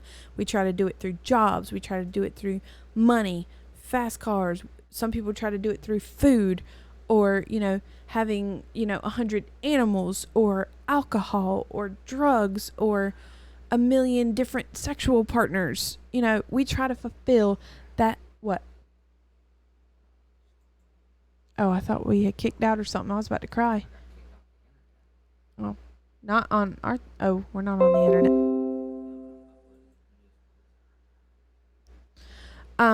Sorry, there was a sound in my ear from him doing that. We try to fulfill that with everything, but until we do it with God, it'll never feel full, ever. And until we fill up our spirit with him, it can't flow out into the rest of us. Our body, our strength, our mind, our hearts. It can't get there until it's in our soul. The inkling, the umption is there, but we have to renew it with a steadfast spirit, with his help, for it to flow everywhere else in the body. You got that definition? Okay. I'm going to go ahead and flip to the next verse of soul. Yeah, that'll work. I can't hear you in my ears. It's because I had my mic muted, because I'm over here humming a song to help concentrate. But don't be muted when you say it. Steadfastness, according to Webster's 1828 dictionary, means firmness of standing, fixedness in place. Second definition is firmness of mind or purpose, fixedness in principle, constancy, resolution, as the steadfastness of faith. He adhered to his opinions with steadfastness. And now, be my hype man. What should we be fixed and firm in? Jesus. Amen. He did it for me that time, y'all. Give him a round of applause. I love you. But that is how we do it. That is, this one, soul, I would say, it's the most important, because everything else is just having a form of godliness but denying the power thereof. If it's not in your soul and your spirit and you feel it, then everything else is just, it's kind of like mealy mouthing it. Like, you're saying it, you're doing it, but you're not feeling it. It's only part of you cooperating. So be affixed, be steadfast. Pray for a steadfast spirit in him. Like when we did More Undignified Than This, and we read the lyrics to Come Thou Fount.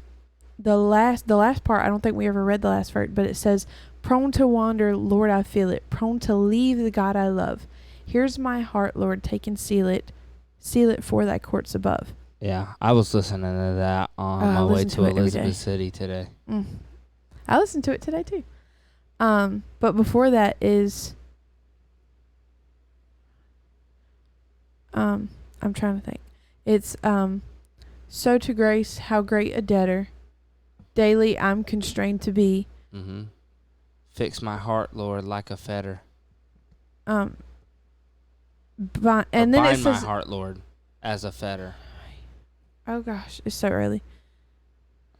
Because that's my favorite part, because it makes it clear that you are a slave. Yeah, but the part I'm getting to is bind my wandering heart to thee. Like they're asking, bind my heart to you. Just like this is saying, renewing a steadfast spirit. Let me think on nothing but about how you're prone my to love wonder. for you. I mean, yeah, we are, because we're flesh. But because we don't sing songs like that in church anymore, people don't realize that. And they just think, and I personally blame a lot of this on the doctrine of the perseverance of the saints. Exactly. Which is the stupidest thing in the world. It makes absolutely no sense. How does perseverance of the saints means that once you're saved, you're always saved? Because the word persevere what did they have means to persevere against? Going. Exactly. But that was what it says, prone to wonder. Lord, I feel it. Yeah, I feel it every day. That's not wonder with an O. That's wander with an A. Wander, yeah. Like you're walking off. Prone to leave the God I love. Right. Your spirit knows you love him. Think of it as you're a child. Mm-hmm. All right, Meredith is a great example. When we go to the store, Meredith has to wear the leash because Meredith will just run off. Yeah, I mean, she has to wear the backpack leash. And I get a lot of slack for that, but, I mean, she's an autistic ADHD child. What do you want me to do, put her in danger? I mean, my 3-year-old, I mean, she's 3. Not to mention the fact that the stores around here, people will literally walk up in broad daylight and just take your child. No, they won't, because they will be gone. I'm not saying take your child, but I've seen them do it. Yeah, I mean, I've seen them, and that's exactly why. I love my child more than as much as I love my dogs, I love my child 10 billion times more. Why wouldn't I protect them as much as I would a dog? Mm-hmm. I mean, we're not going to debate. At least the dog has teeth to bite the person that's trying to take them. I mean, so does Meredith, but oh yeah, well, she will too. That's a sassy. She is a sassy little child. I love her. Okay, so Ephesians 4:23 is where we're going next. But I'm going to back up some again for context. But you have not so learned Christ, if indeed you have heard him and have been taught by him, as the truth is in Jesus, that you put off concerning your former conduct the old man which grows corrupt according to deceitful lusts, and be renewed in the spirit of your mind, and that you put on the new man which was created according to God in true righteousness and holiness. I think this one was supposed to be under mind, but it's still a renewal. It's so important. Put off the old man was the words that kind of really drew me when I was writing these down, because that's what it is. Your old man is your old wineskin. Well, see, because that's so funny, because you know one of the songs that has been stuck in my mind for the past few days, and I've been listening to it? What? Have you ever heard the song Carry Me by Jars of Clay? No. Carry me, I'm just a dead man, lying on the carpet, can't find a heartbeat, make me free, don't wanna be an old man, heard of the old one, off with the old plan. Great song. I really have never heard that. It's like really old. So I used to listen to that when I was in like 7th grade in the youth group. that I was at in Smithfield. Mm-hmm. And so I won. So my youth director, she always used to have contests, and whoever like did the well in the contest that always had to do with like Bible stuff, got a free CD. Ooh. So I would always walk away like I had Jars of Clay, KJ52, you name it, I had it all. Jars of Clay, they're the ones that does The song Flood. Oh yeah, Flood is my song, man. Yeah, I was listening to that too. But I think that's all I've ever heard by them. No, they've got some great songs. They even got a version of Be Thou My Vision. I'm not Why can't I remember where the Book of Titus is? The Book of Titus is right. It's either right before or right after Philemon. Timothy. It's right after Timothy. Yeah, right that's before what Philemon. it is, and right before Philemon. Philemon. My old pastor, when I was a little girl, used to call it Philemon. I was like, he sounds Joe Bacon. Philemon. It's so early in the morning. Better than mine, I was gonna say, like, because I knew somebody who called it Philemon, and I wouldn't do it because it sounded too much like Digimon. Titus 3:5. Not by works of righteousness which we have done, but according to his mercy he saved us through the washing of regeneration and renewing of the Holy Spirit, whom he poured out on us abundantly through Jesus Christ our Savior. Now that is talking about the renewing of the Holy Spirit. This is renewing of him for us, making him new and fresh to us, helping us feel connected to God. I'm telling you guys, it's riddled all over the Bible, and I don't know how I've never heard a daggone message on this all the time I've been in church. Because this doesn't make people feel good. It makes them feel broken. It makes them feel broken, and you are. I want to tell you right now, you are broken, but Well, you see, are 'cause that's the beautifully thing broken. is you are broken, because like what is the Bible says that, you know, there's that. So is it in the book of Jeremiah that talks about the broken vessels? Uh-huh. That's the one where he takes the pot and he has to... Yeah. Mm-hmm. But that, because the metaphor was that was Israel. They were broken vessels. They weren't good for anything. And until you accept the fact that you're broken and you're good for nothing, there's nothing God can do with you. Amen. Because he needs you to accept acknowledge your that you brokenness so he need can him. fix you. Yeah. Jesus said he came to set the captives free, but first you have to admit that you're a captive. Because that was what was wrong with the old generation when they tried to go into the promised land. Right.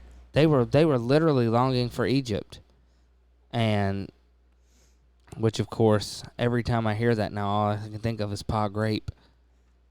We are the grapes of wrath. I was We'll not what never I was take a talking bath. about in Josh and the Big Wall. I know, but every time I think Pa Grape, I did think the grapes of wrath They're episode. the grapes of math now. Yes, because they're nice. So, but yeah, so I mean, I mean, my brain just broke. It's all right. But you know, it just, that was what was wrong with them, was they didn't want, they would rather have been slaves in Egypt than free men in the wilderness. Mm-hmm. And I think we have the same problems, because every time I go outside and it's like 100 degrees, I just think to myself, I'm like, God, please don't ever let us actually be in the wilderness, because I can't handle it. Which is right now is where I want you to fit in your story. So he told me this story the other day, and it kind of fit perfectly with what I want to talk about next. The big thing that's not going to make people who aren't in the realization of the true faith very happy to hear. But it goes along with this. And it was a story he told me about a customer's house he was at the other day. Yeah, so so basically, just to give you guys a little background, I mentioned this a couple of times.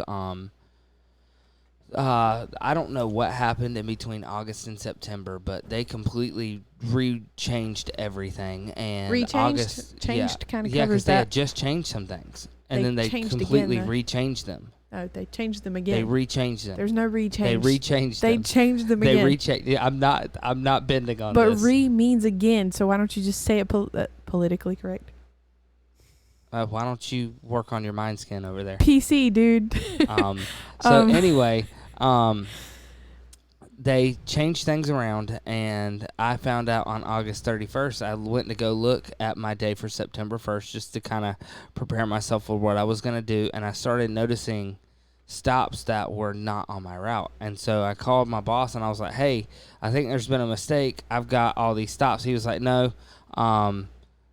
James, the guy that worked up there, he was like, he moved back to Florida and we don't have anybody to run that area. So he said that the big boss changed everything around and I'd be working Elizabeth City, which is about 2 hours from where I live.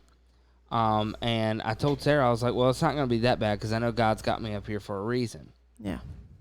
And I think I found out at least what one of those was because I went to a house, introduced myself. I don't even remember how it came up, but we started talking about demons and how the lady had demons manifest to her. And she had let in a couple of friends that had been on drugs real bad for years. And the demons started talking to her while they were there. And then she started talking about how her husband would wake up in the middle of the night and he couldn't move or speak. And then when he was finally let go, he'd run downstairs and he'd try his hardest. He couldn't remember the Lord's Prayer and he was desperate. So he'd look it up on his phone and just pace and then fall asleep on the couch. She said, I don't know what it is about that couch, but there's something about it. I haven't figured out what that was yet. But we went outside. I was about to put my stuff up to leave, and we got to talking about, somehow we got on the subject of elemental spirits. And she was like, yeah, I'm not sure what it is. And I look over in the corner, there's a sandstone gargoyle. Yeah.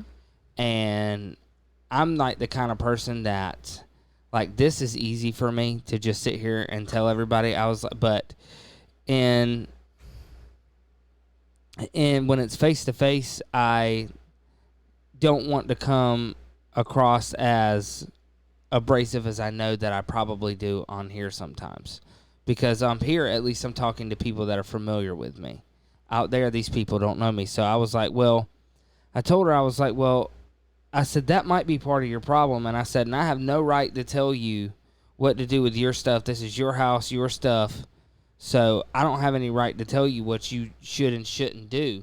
I was like, but I do know that thing right there. That said, those spirits will latch onto that thing. And she was like, what is it? I was like, that's a gargoyle, and they're used in ancient cathedrals, which was adopted by paganism because they were supposed to, adopted by Christianity from paganism, and they're supposed to ward off evil spirits. But in reality, what they do is the evil spirits latch onto them. And she was like, no, I don't mind getting rid of it at all. She said, my kids, they're terrified of it. And I was like, oh, yeah, that's definitely it. Yeah. And so I told her, I was like, look, I'll take it off your hands. I'll make sure, it's gone. It gets destroyed. So I put it in the back of my truck. And I prayed over it. I told her, I was like, look, these things get pissed off when you do this. So you need to be, like, prayed up. You need your family prayed up. And y'all have got to find these other things and get them out of your life. So, but I took that, and the whole time I'm in my truck driving off to my next stop, where I ended up destroying it, there's a tightness on my chest. Now, what was crazy, and I told you this part, but what was crazy was I was going to throw it in the Sound because I work by the beach. So, like, the Sound that comes inland from the islands, I work right on that, and I was going to throw it in there. But that stop ended up canceling, so I went to a different one, destroyed it, and then I look up, and there's one that's 4 feet taller staring at me at this house up on a pole. Kid you not. This one that I destroyed was this big. The other one was, I kid you not, about that big. And it's just staring at me. And I didn't see it when I pulled up because I had been there for 10 minutes by the time I got the thing destroyed and threw it in the woods.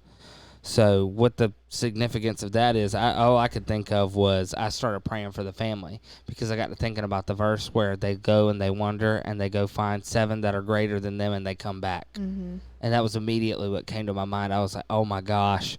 I was like, God, please help them. But that goes back to the preparing, prepping the house and it goes back to prepping the temple because when these things get in, if you let them back in and you have those doorways, they're going to come back with a vengeance. And that was what I had seen from this, but I won't even be able to check in for another 2 months to find out what's going on. So y'all please keep that family, please keep that family in your prayers. And I wanted him to fit that story in when we talked about this. When I heard it, immediately, God dropped it and said, that has to go in. Why? Because people forget this step of renewing their wineskins. They forget it. It's your house. It's the things that you put inside it. Okay, since we have come to the faith, you know, we have gotten rid of so much stuff that I looked at so innocently before. Mm-hmm.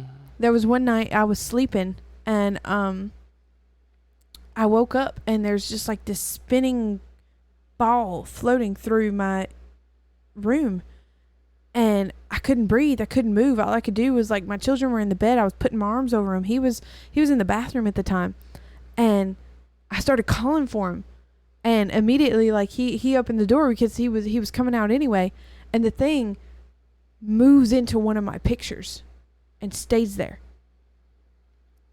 And I said, "What was that?" And he said, I told him what it looked like. He said, "Okay, where is it?"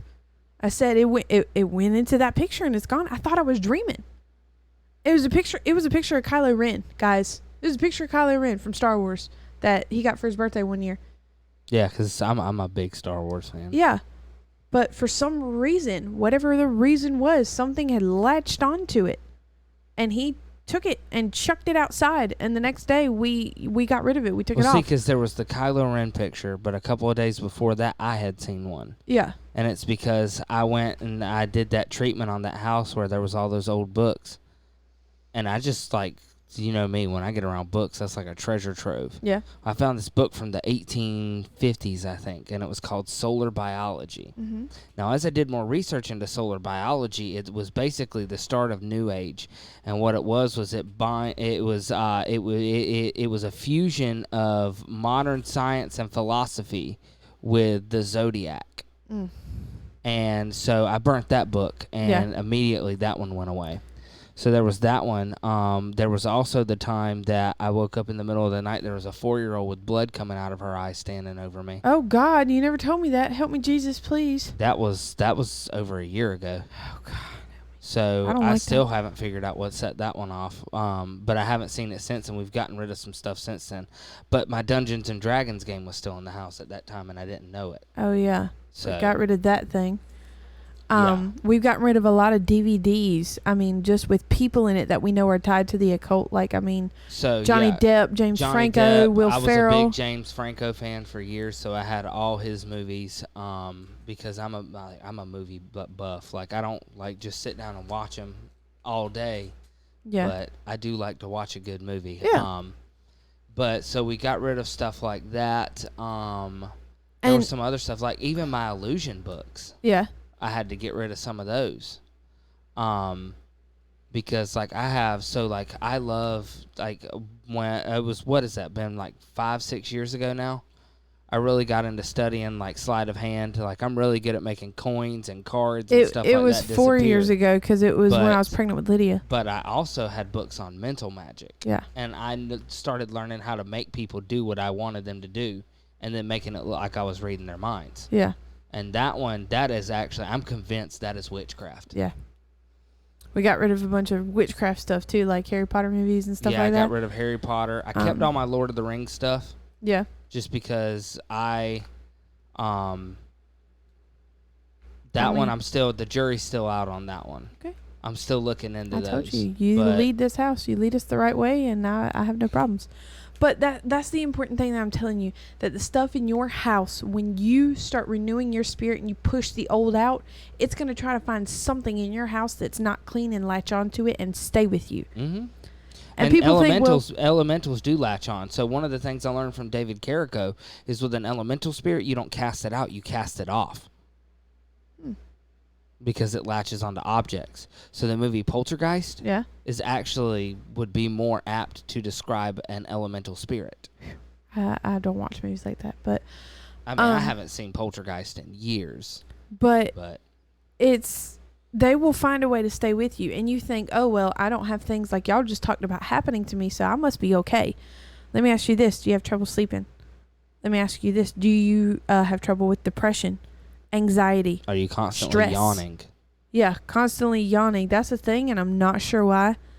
Because all right, I can tell you exactly what it is, okay. And this might make people uncomfortable. So, like the boy in your church that got possessed by the demon Sabaton. Yeah, The reason he was constantly yawning Yeah. is you got to think, what is a demon?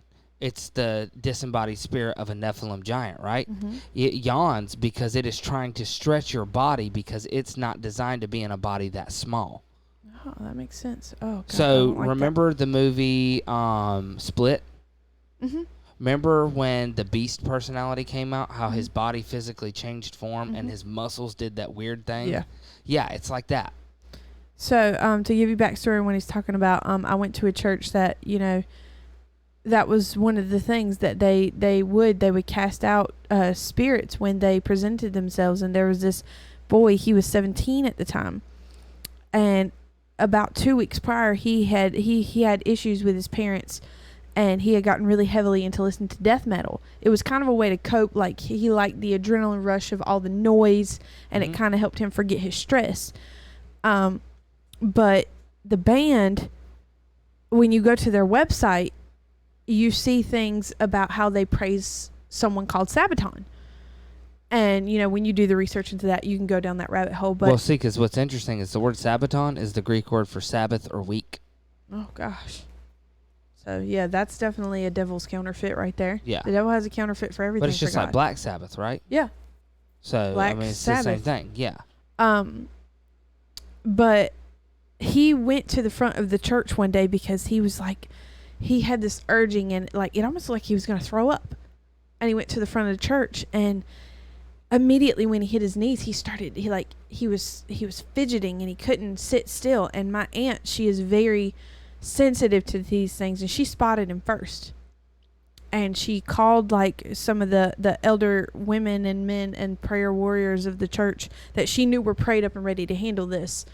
And it was towards the end of the service. So my job was to get the babies. I got all the kids and all the babies out of the room. She didn't want them near, and I was to go in a room and I was to pray over them far away. So that's what I did. I just remember having car seats hanging from my arms and a line of little duckling toddlers following me. I was like, come on, we got animal crackers. Like, let's You've go. always been a mama duck. But once I came out, once all the babies had been picked up, but they were still going, and I didn't know it. At that point, I missed kind of the middle, but he was on the ground. He had a person holding down this arm, a person holding down that arm, 2 people on each leg, and he had a person with 2 hands on his back to keep him from fighting. Right, which And I was reminds like, me, that what are reminds they me doing? of the story with the madman Yeah. that they tried to put in fetters and chains and he broke them off. Yeah. I mean, we're not dealing with a human here. We're dealing with... And I was like, what are they doing to that guy? I don't want to say his name, but I was like, what are they doing to him? I thought, that this, because the spiritual, it wasn't all cohesive to me. I was only 14. But then I heard him growl like a beast, like he growled. That is a terrifying sound. And it was like this low guttural, and I was scared. I remember pouring tears, and I'm like, what is going on? But I could not watch. I could not see it. I couldn't go away because the anxiety in me needed to know where it ended.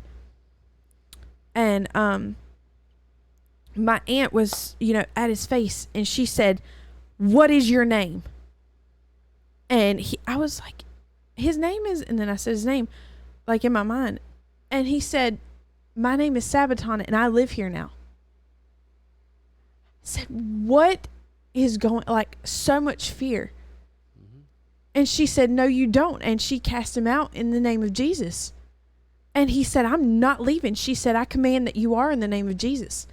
And like I said, he was writhing. All these people were on top of him. I mean, he was 17, but he was skinny. He was a little tiny kid. And he was throwing these grown men off of him, and they had to keep pinning him down. And this went on for another 10 minutes or so. And finally, it's like he fell asleep. It's like he just fell asleep. He laid his head on the ground. He shut his eyes. Everybody moved off of him. But I could see him breathing. And it wasn't 2 minutes later, he was up. And they said, and my aunt said, are you okay? How you feel? He said, I'm hungry. Like, just like it was a normal day. And he says, I'll see y'all next week. Bye. I said, I never wanted to come back here in my life. it was a scary experience for me, but it was through the music that he was listening to, even though he was, you know, in church, you know, and I was just told to give this to you. Right now? I don't know when, but you're supposed to read something out of that. Oh gosh. Yeah. Because this had a lot of stuff in it about that. This book changed my world.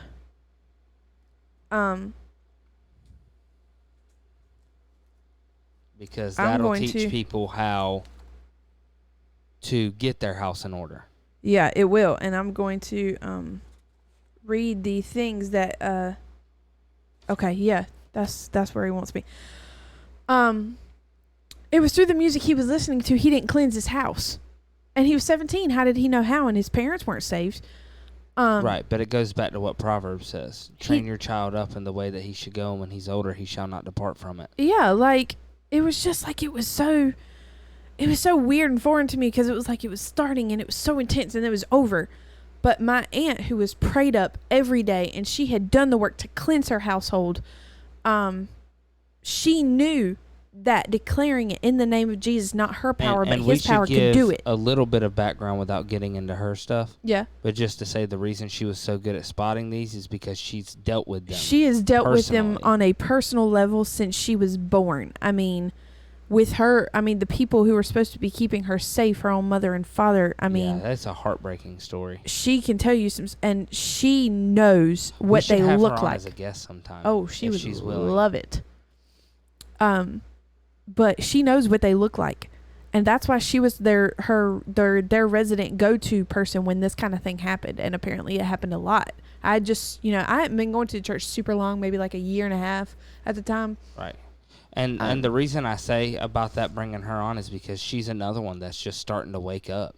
Yeah, she's starting to wake up Like- to like the feast, and so she's always been in God's will, but she didn't know where to go from there. It's like she didn't have any direction because, like I said, she didn't have any parents. I mean, Right. so like it's weird. Like she's been teaching me all Well, these not only years. that, but in her biggest times of need, Yeah. the people that claim to be the followers of Christ have abandoned her. Oh yeah, that was rough. But like she's been pouring into me God's will all these years and training me up, and now I can turn around and pour into her, and she's like, "You're teaching me so much," and I love it. It's because of the prophecy in Joel. Yeah, the young men. Mm. Well, Yeah, I mean, that's part of it, but isn't that Joel also the one that talks about the young teaching the old? I think so. Yeah. There's somewhere, I can't remember where it is, but so.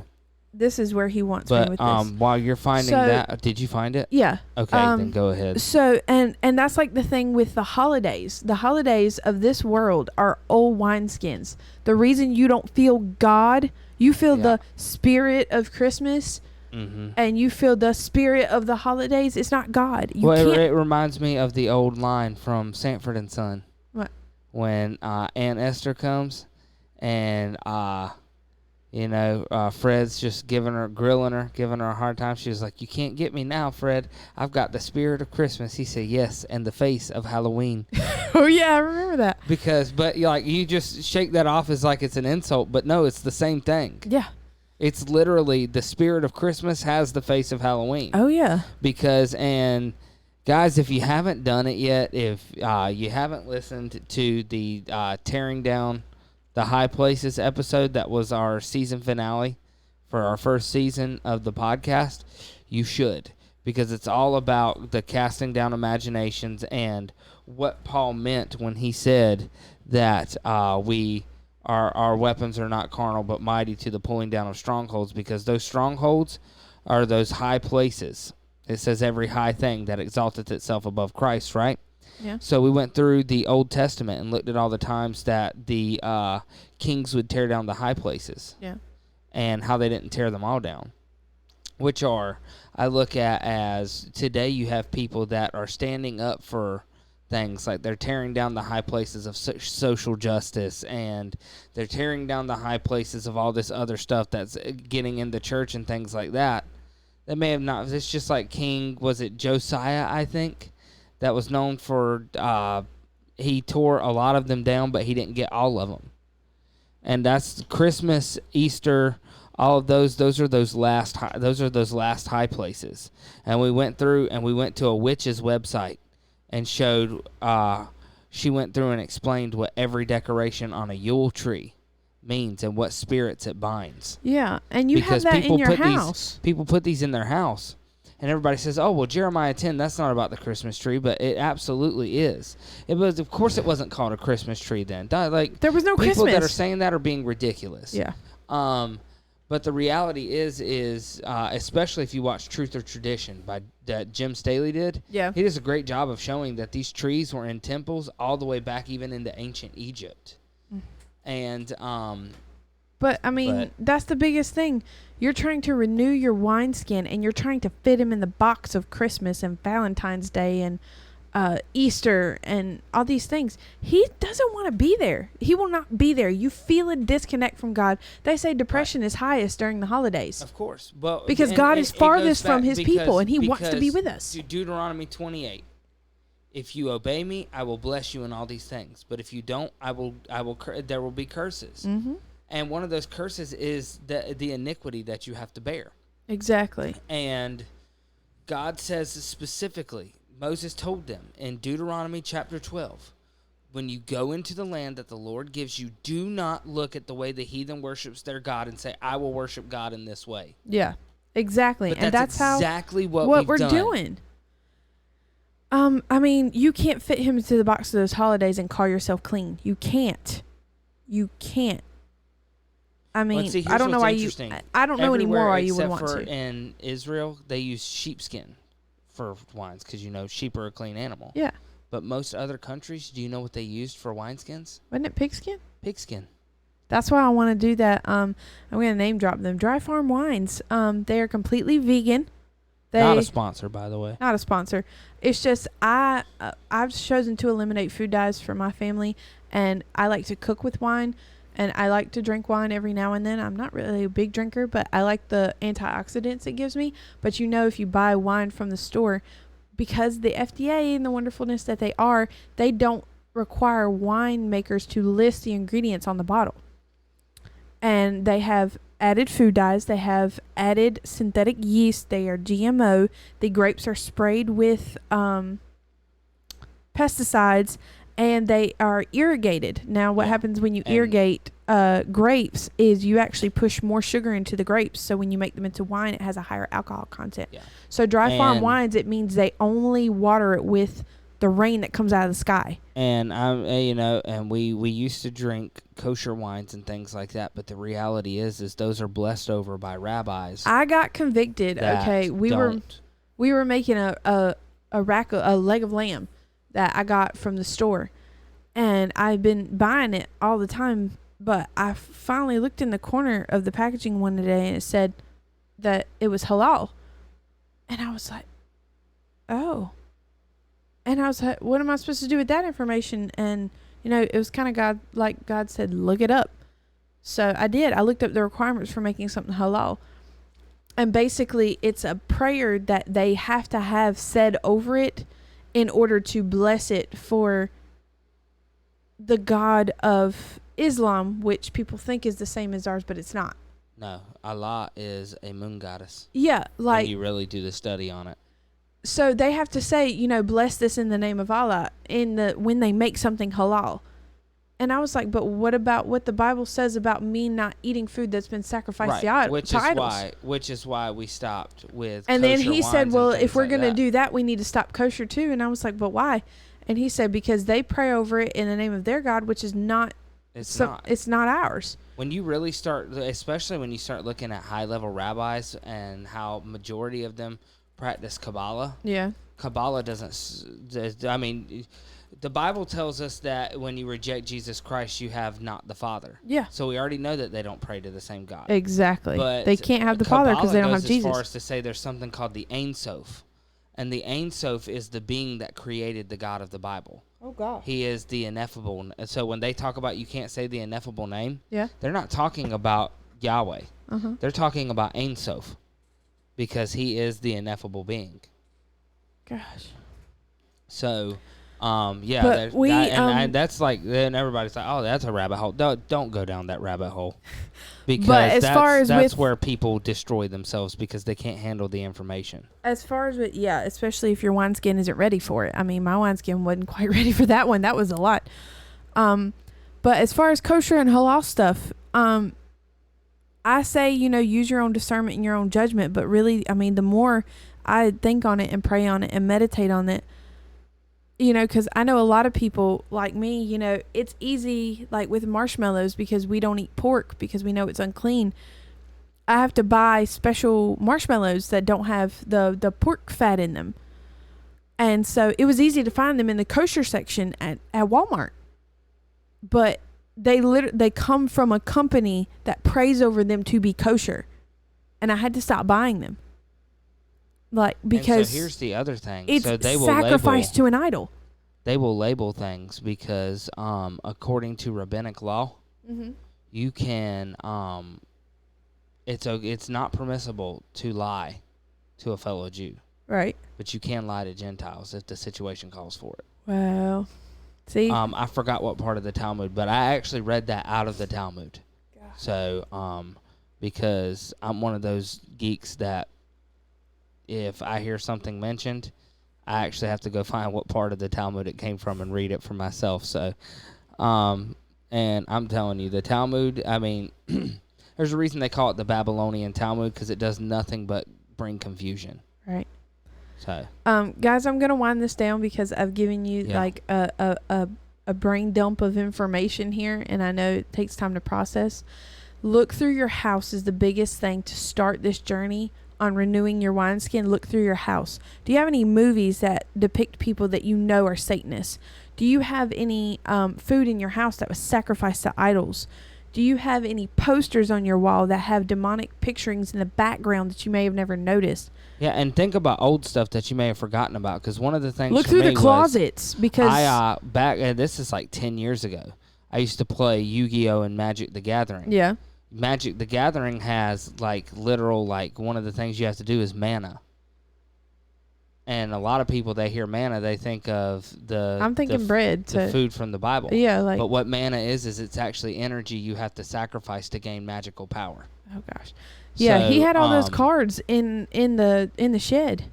Yeah, And we couldn't figure out why we not only weren't. this, but I just told you the other day that I had the Egyptian god cards, Obelisk the Tormentor, the Winged Dragon of Ra. I had all of those. Yeah, I mean Because they were. This is what I used to spend my time doing. If I had spare money, I'd go buy a bunch of stuff and like play with my friends. And I didn't know. I mean, my mom told me when I was a kid that this stuff came from the Book of the Dead, and I mean, she heard that from somebody else, so she couldn't really explain it that well. But now that I understand have this information. stuff, Children like logic. well, and I told you the other day because I passed that obelisk that was a Civil War memorial. Yeah. But I asked you, I said, why is it always an obelisk? And I said, because isn't it funny? One of the Egyptian god cards is called Obelisk, the Tormentor. Mm-hmm. So, but yeah, you got to get rid of this stuff, guys. We couldn't figure out. I mean, we were at each other's throats. We were arguing. The children were going off. It was like our house was full of strife. We went in the shed for something totally unrelated, and he was like, hey, look at all these old cards I found. He was like, you know what? I bet that's our problem. Yeah. And he got rid of them that day. I even had Yu-Gi-Oh cards that were based off of the Knights of the Round Table. Yeah. And so I've got this book. I actually don't have it over here. I think it's still in. But I've got David and Donna's book about the Luciferian transmutation. Yeah. That's King Arthur on the front, not Jesus. Mm. That's King Arthur's Last Supper. Mm. Because King Arthur is the Antichrist, essentially. Right. I mean, and once you start studying Arthurian legend, the Holy Grail, I mean, Yeah. you've seen the Da Vinci Code. Yeah. Yeah, that's what it's about. Yeah. It's them hiding the code that they were looking for the bloodline, the Merovingian bloodline that was supposedly descended from Jesus. I'm telling you. And that's a reason that need Jesus to never had watch kids. some of Gary Wayne's stuff. I'm going to try to reach out to him Reverend in the Wayne, future Gary and see Wayne? if he'll be willing to come on to talk about some of this stuff. I say that every time. I can't help not to say it. Reverend Wayne, Gary Wayne. What was it? Kimmy Schmidt? That was the Unbreakable Kimmy Schmidt. Yeah. Such Hello, a this is stupid- Reverend that's Wayne, such Gary a Wayne. Dumb So every show. time he says Gary Wayne, that's what I think of. I don't want to leave y'all in the abyss with the whole demon. I know we just kind of dropped the whole demon thing on you, But it's possible to be oppressed by a demon even if you can't be possessed because you were spiritually clean. Yeah. And that's what I was talking about with the cards. Like, we were being oppressed and the demons were stirring up the spirits that they could get into. Oh, I just hit myself with my microphone. I was wondering what that sound was. Ow, that hurt. They could latch on to something on our property, so they were stirring up what they could for us. And here's the thing that people don't realize, and most of you guys listening probably do because you guys watch the Doctrine of Christ too, but one of the biggest myths in the church is, oh, you're a Christian, you can't be possessed by a demon. Well, Yes, are they spiritually clean? Not in the church, because they're still eating pork like they're told not to. I'm not going to mention the pastor's name because he's a pretty well-known pastor. But didn't you say Tammy cast a demon out of a very well-known? She did, right before he went on stage for a sermon. And I've talked about him in the past. I've gotten in arguments with people because he was the one I told you about that did the sermon on the parable that Nathan told David about the sheep. And the whole point of that parable is David took something that didn't belong to him. Right. But this guy took it, and there's a part where the stranger comes, and then he takes the sheep. Yeah. His sermon was called "Beware the Stranger." He made that entire sermon about a throwaway character that is in that. Yeah. And made the entire sermon about it. I'll have to show it to you sometime because it is absolutely ridiculous. It will make you laugh. It is so bad. And then you'll cry because you'll feel bad for laughing at it. Yeah, I mean, she showed up to, like, enjoy the sermon, like, to one of his live things, like, and she was in the background meeting him because, like, they, like, knew of each other. And right then, backstage, like, it was like the Jesus full of her, and what was in him couldn't stand it, almost. Because if one thing, you know, she does not allow evil spirits near her. She prays over that heavily all the time because of what she's dealt with. Yeah. So if there's something in your house a demon can latch onto, it will. And it will stir up strife in your life. And if you're not spiritually clean, and the reason I said, everybody says, well, eating pork is not a sin. No, it's not. But there's a reason we're told not to eat it. Do you know why? It does defile you. It defiles you. Do you know why? Because you can get parasites from eating pork meat. Parasites are uncleanliness in your body. And when there is uncleanliness, there is sickness. And that's where demons can thrive. Right. You open up the door to allow it. I'm not saying it's all the time possible, but it is a possibility because it's part of being unclean. I mean, I'm still, you know, finding hidden pork and things to this day that I'm still consuming and have to get rid of. So nobody is perfect with that. But when we willingly make that choice to go against what God has asked us, that's where a demon's like, that's a little spot I can pick at. I can pick at that spot. Right. See, and this is what I tell people all the time. I'm like, look, God's law isn't designed to keep you in. It's designed to keep evil out. It's designed to keep things out. So I want to read from, this is from Victims to Victors, and this book, it changed my world. Okay, I didn't realize a lot of the anxiety and stuff I was dealing with. The guy I was dating for a super long time before me and Trey got together, I was anxious and depressed, but I was on the outside. I was a very happy person. But when I was with him, I couldn't figure out why the happiness wasn't there anymore. I was just like this clingy and whiny, needy little thing I depended on him. I couldn't be without him, or it was like I wasn't any sort of comfortable. Like, I couldn't figure out why when I was with him, it got worse. So I thought it was because I needed more of him and he was pulling away. So I got more clingy and he pulled away more. But then when I pulled away, he wanted to be clingy. We were stuck to each other, you know, and we were together physically. I mean, I'm not going to deny that I have sins. I have a past. We all do. But when I read this book, From Victims to Victors, I realized that I was still holding on to his stuff because we had been intimate.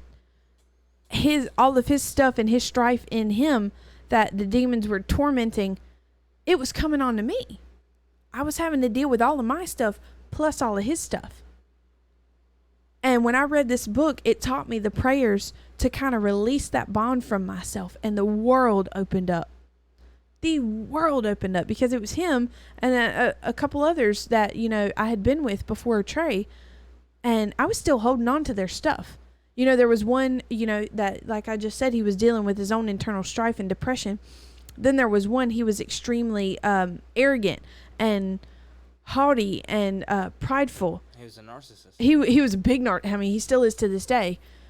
He was a big narcissist, and he was the whole time we were together. And I had took on some of that too, where I hated narcissism so much because of the men already in my life that it caused me to lash out on any man who showed any amount of pride, because I was taking on all his extra pride inside of me. I was already disgusted with myself, so I was like, they're the problem.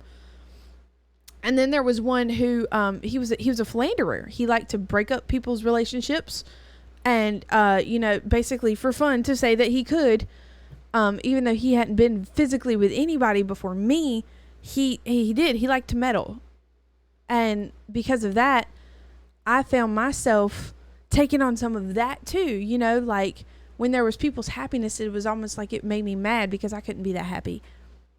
You know, I was jealous. I was taking on his jealousy. And this book taught me how to break all that off of me. And I'm so much of a better person for that. I didn't even know I was still dealing with it. So I want to read the dealing with demons part, because again, if you're not being possessed, you could be oppressed. This comes from page 93 of the book. It talks about the doors of demonization. And even if you can't be, I mean, if you have these, you can be possessed. You are opening up the door. The first one is sexual sins, like I just talked about. If you have been with people, even if not fully, in some way you've been intimate with them, you can take on their stuff. And you have to pray that off of you. Transfer of spirits, which talks about you need to be careful about who lays hands on you and prays, like in ministry.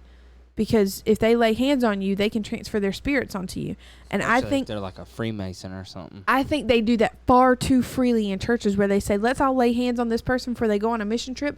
They do that far too freely. You don't know what stuff they're dealing with. Well, a lot of that Stretch out your hands to them. Especially like, just pray to yourself. In like the church we were in, because they said they believed in spiritual gifts, but they never showed any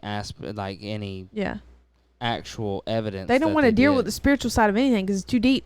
It'll scare people. But see, that's the thing. If you can't deal with the spiritual side, then you shouldn't do things. Exactly. Because every action that you do has a ripple effect, not only in this realm, but in the unseen realm as well. Exactly. And I would argue that the ripples are amplified in that realm. Yeah, they are. The next area is child abuse, and it talks about whether or not children can be demon possessed, and they can be. The book tells you. I've seen it myself. But if you've dealt with child abuse, I've heard of 4-year-olds being possessed. It's the most heartbreaking. This stories. book talks about that. As a matter of fact, I think I heard it from David. Yeah. The next one is strong emotions and bitterness, anger, and there's sub under number 4. Strong emotions, bitterness, anger, rebellion, rejection, unforgiveness, fits of rage, and rage against God. All of these can open you up to being possessed by a demon. Yeah, because these entities, they feed off of this stuff. Yeah. That's why the Bible says be angry and sin not, because our anger leads to, it's not the anger in and of itself that's wrong and it leads to the demonization. It's what you do because of the anger. It's how you act on it. Number 5 is occult practices. That one is self-explanatory. Number 6 is generational iniquity. Sometimes it is. Yeah. Well, sometimes it is. So yeah. like people don't realize how small occult practices can be. Remember we were watching that Gen Z Bible translations? Yeah. And they were in the little like hipster restaurant that was in the storage unit. Uh-huh. And he asked him what his Enneagram number was. Mm-hmm. Yeah, that's witchcraft. Yeah. Or like reading your horoscope. It's witchcraft that's been adopted by the church, because it's basically a personality test, but the personality test acts like a horoscope. Right. Oh, well, you're this number, so you should eat these things. Or wear this color today to be happy. Yeah. So that's why I say, like, to everybody here it probably is, but I always want to clarify that because I never know when new listeners are going to pull this stuff up. Oh, yeah, definitely. And I don't want to assume that everybody knows. So, because I think I did that a little too much last week with the Romans thing. Yeah. I just think that I spoke too much to, no offense to you guys that are listening, but I spoke too much to my regular audience and didn't prepare enough for new people. Right. The next one is generational iniquity. That's stuff that's been passed down from people before you.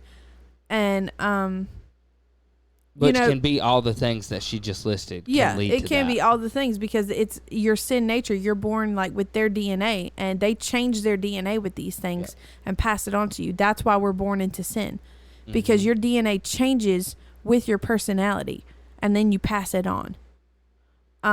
Curses and hexes.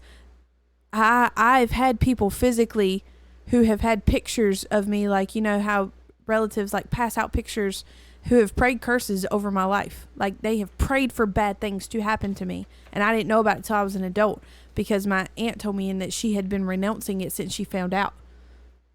Like, they prayed for bad things to happen to me all my life. And not just me, like my family, my sisters, you know. And my aunt told me, and she said, I didn't tell you because you were little. I don't want to scare you. She said, but I've been renouncing it.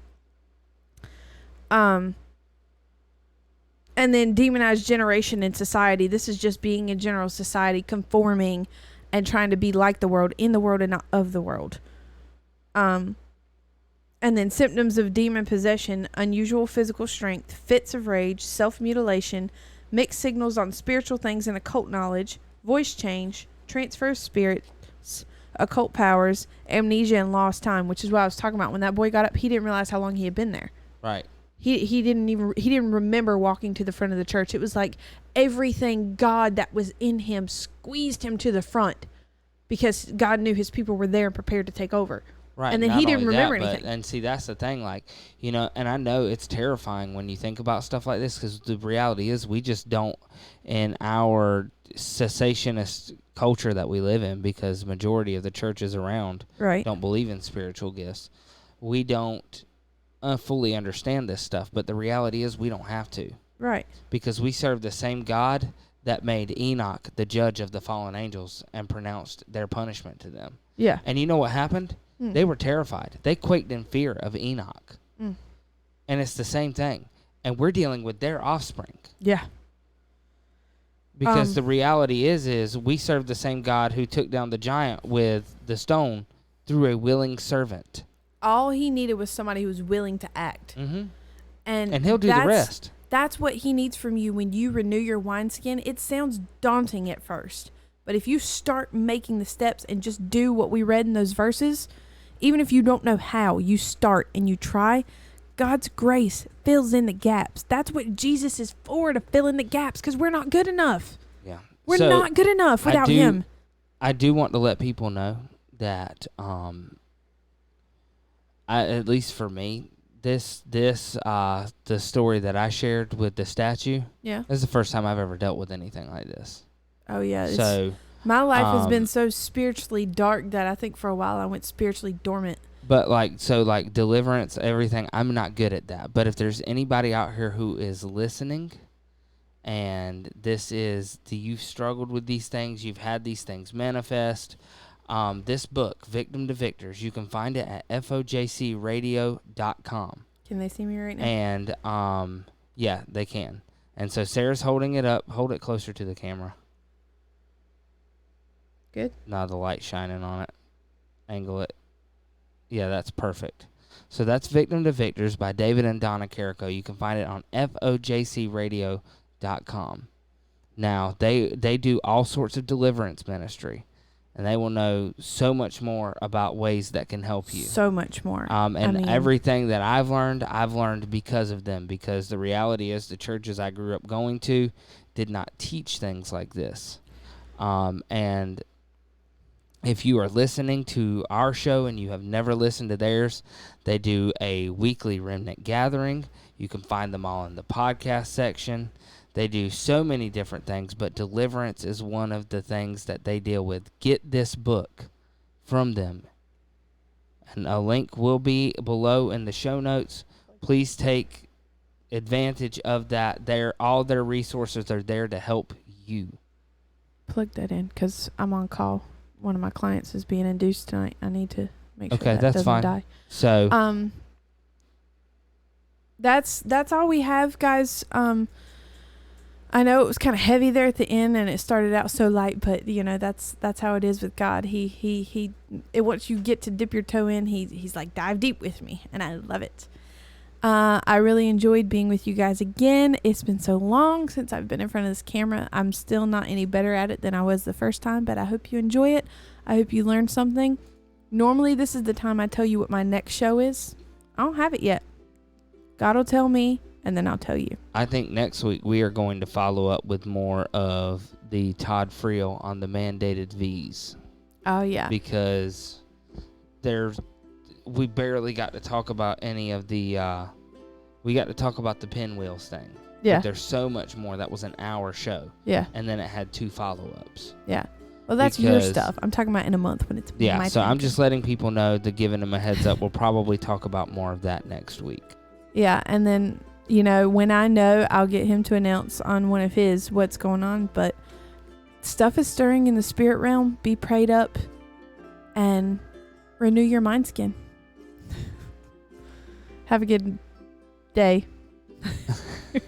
Y'all enjoy the rest of your evening. I might see some of y'all in the Now You See TV chat after this. So I will see you guys later. Have a wonderful night, and we will see you next week on Course Correction Radio. Bye. Y'all take care.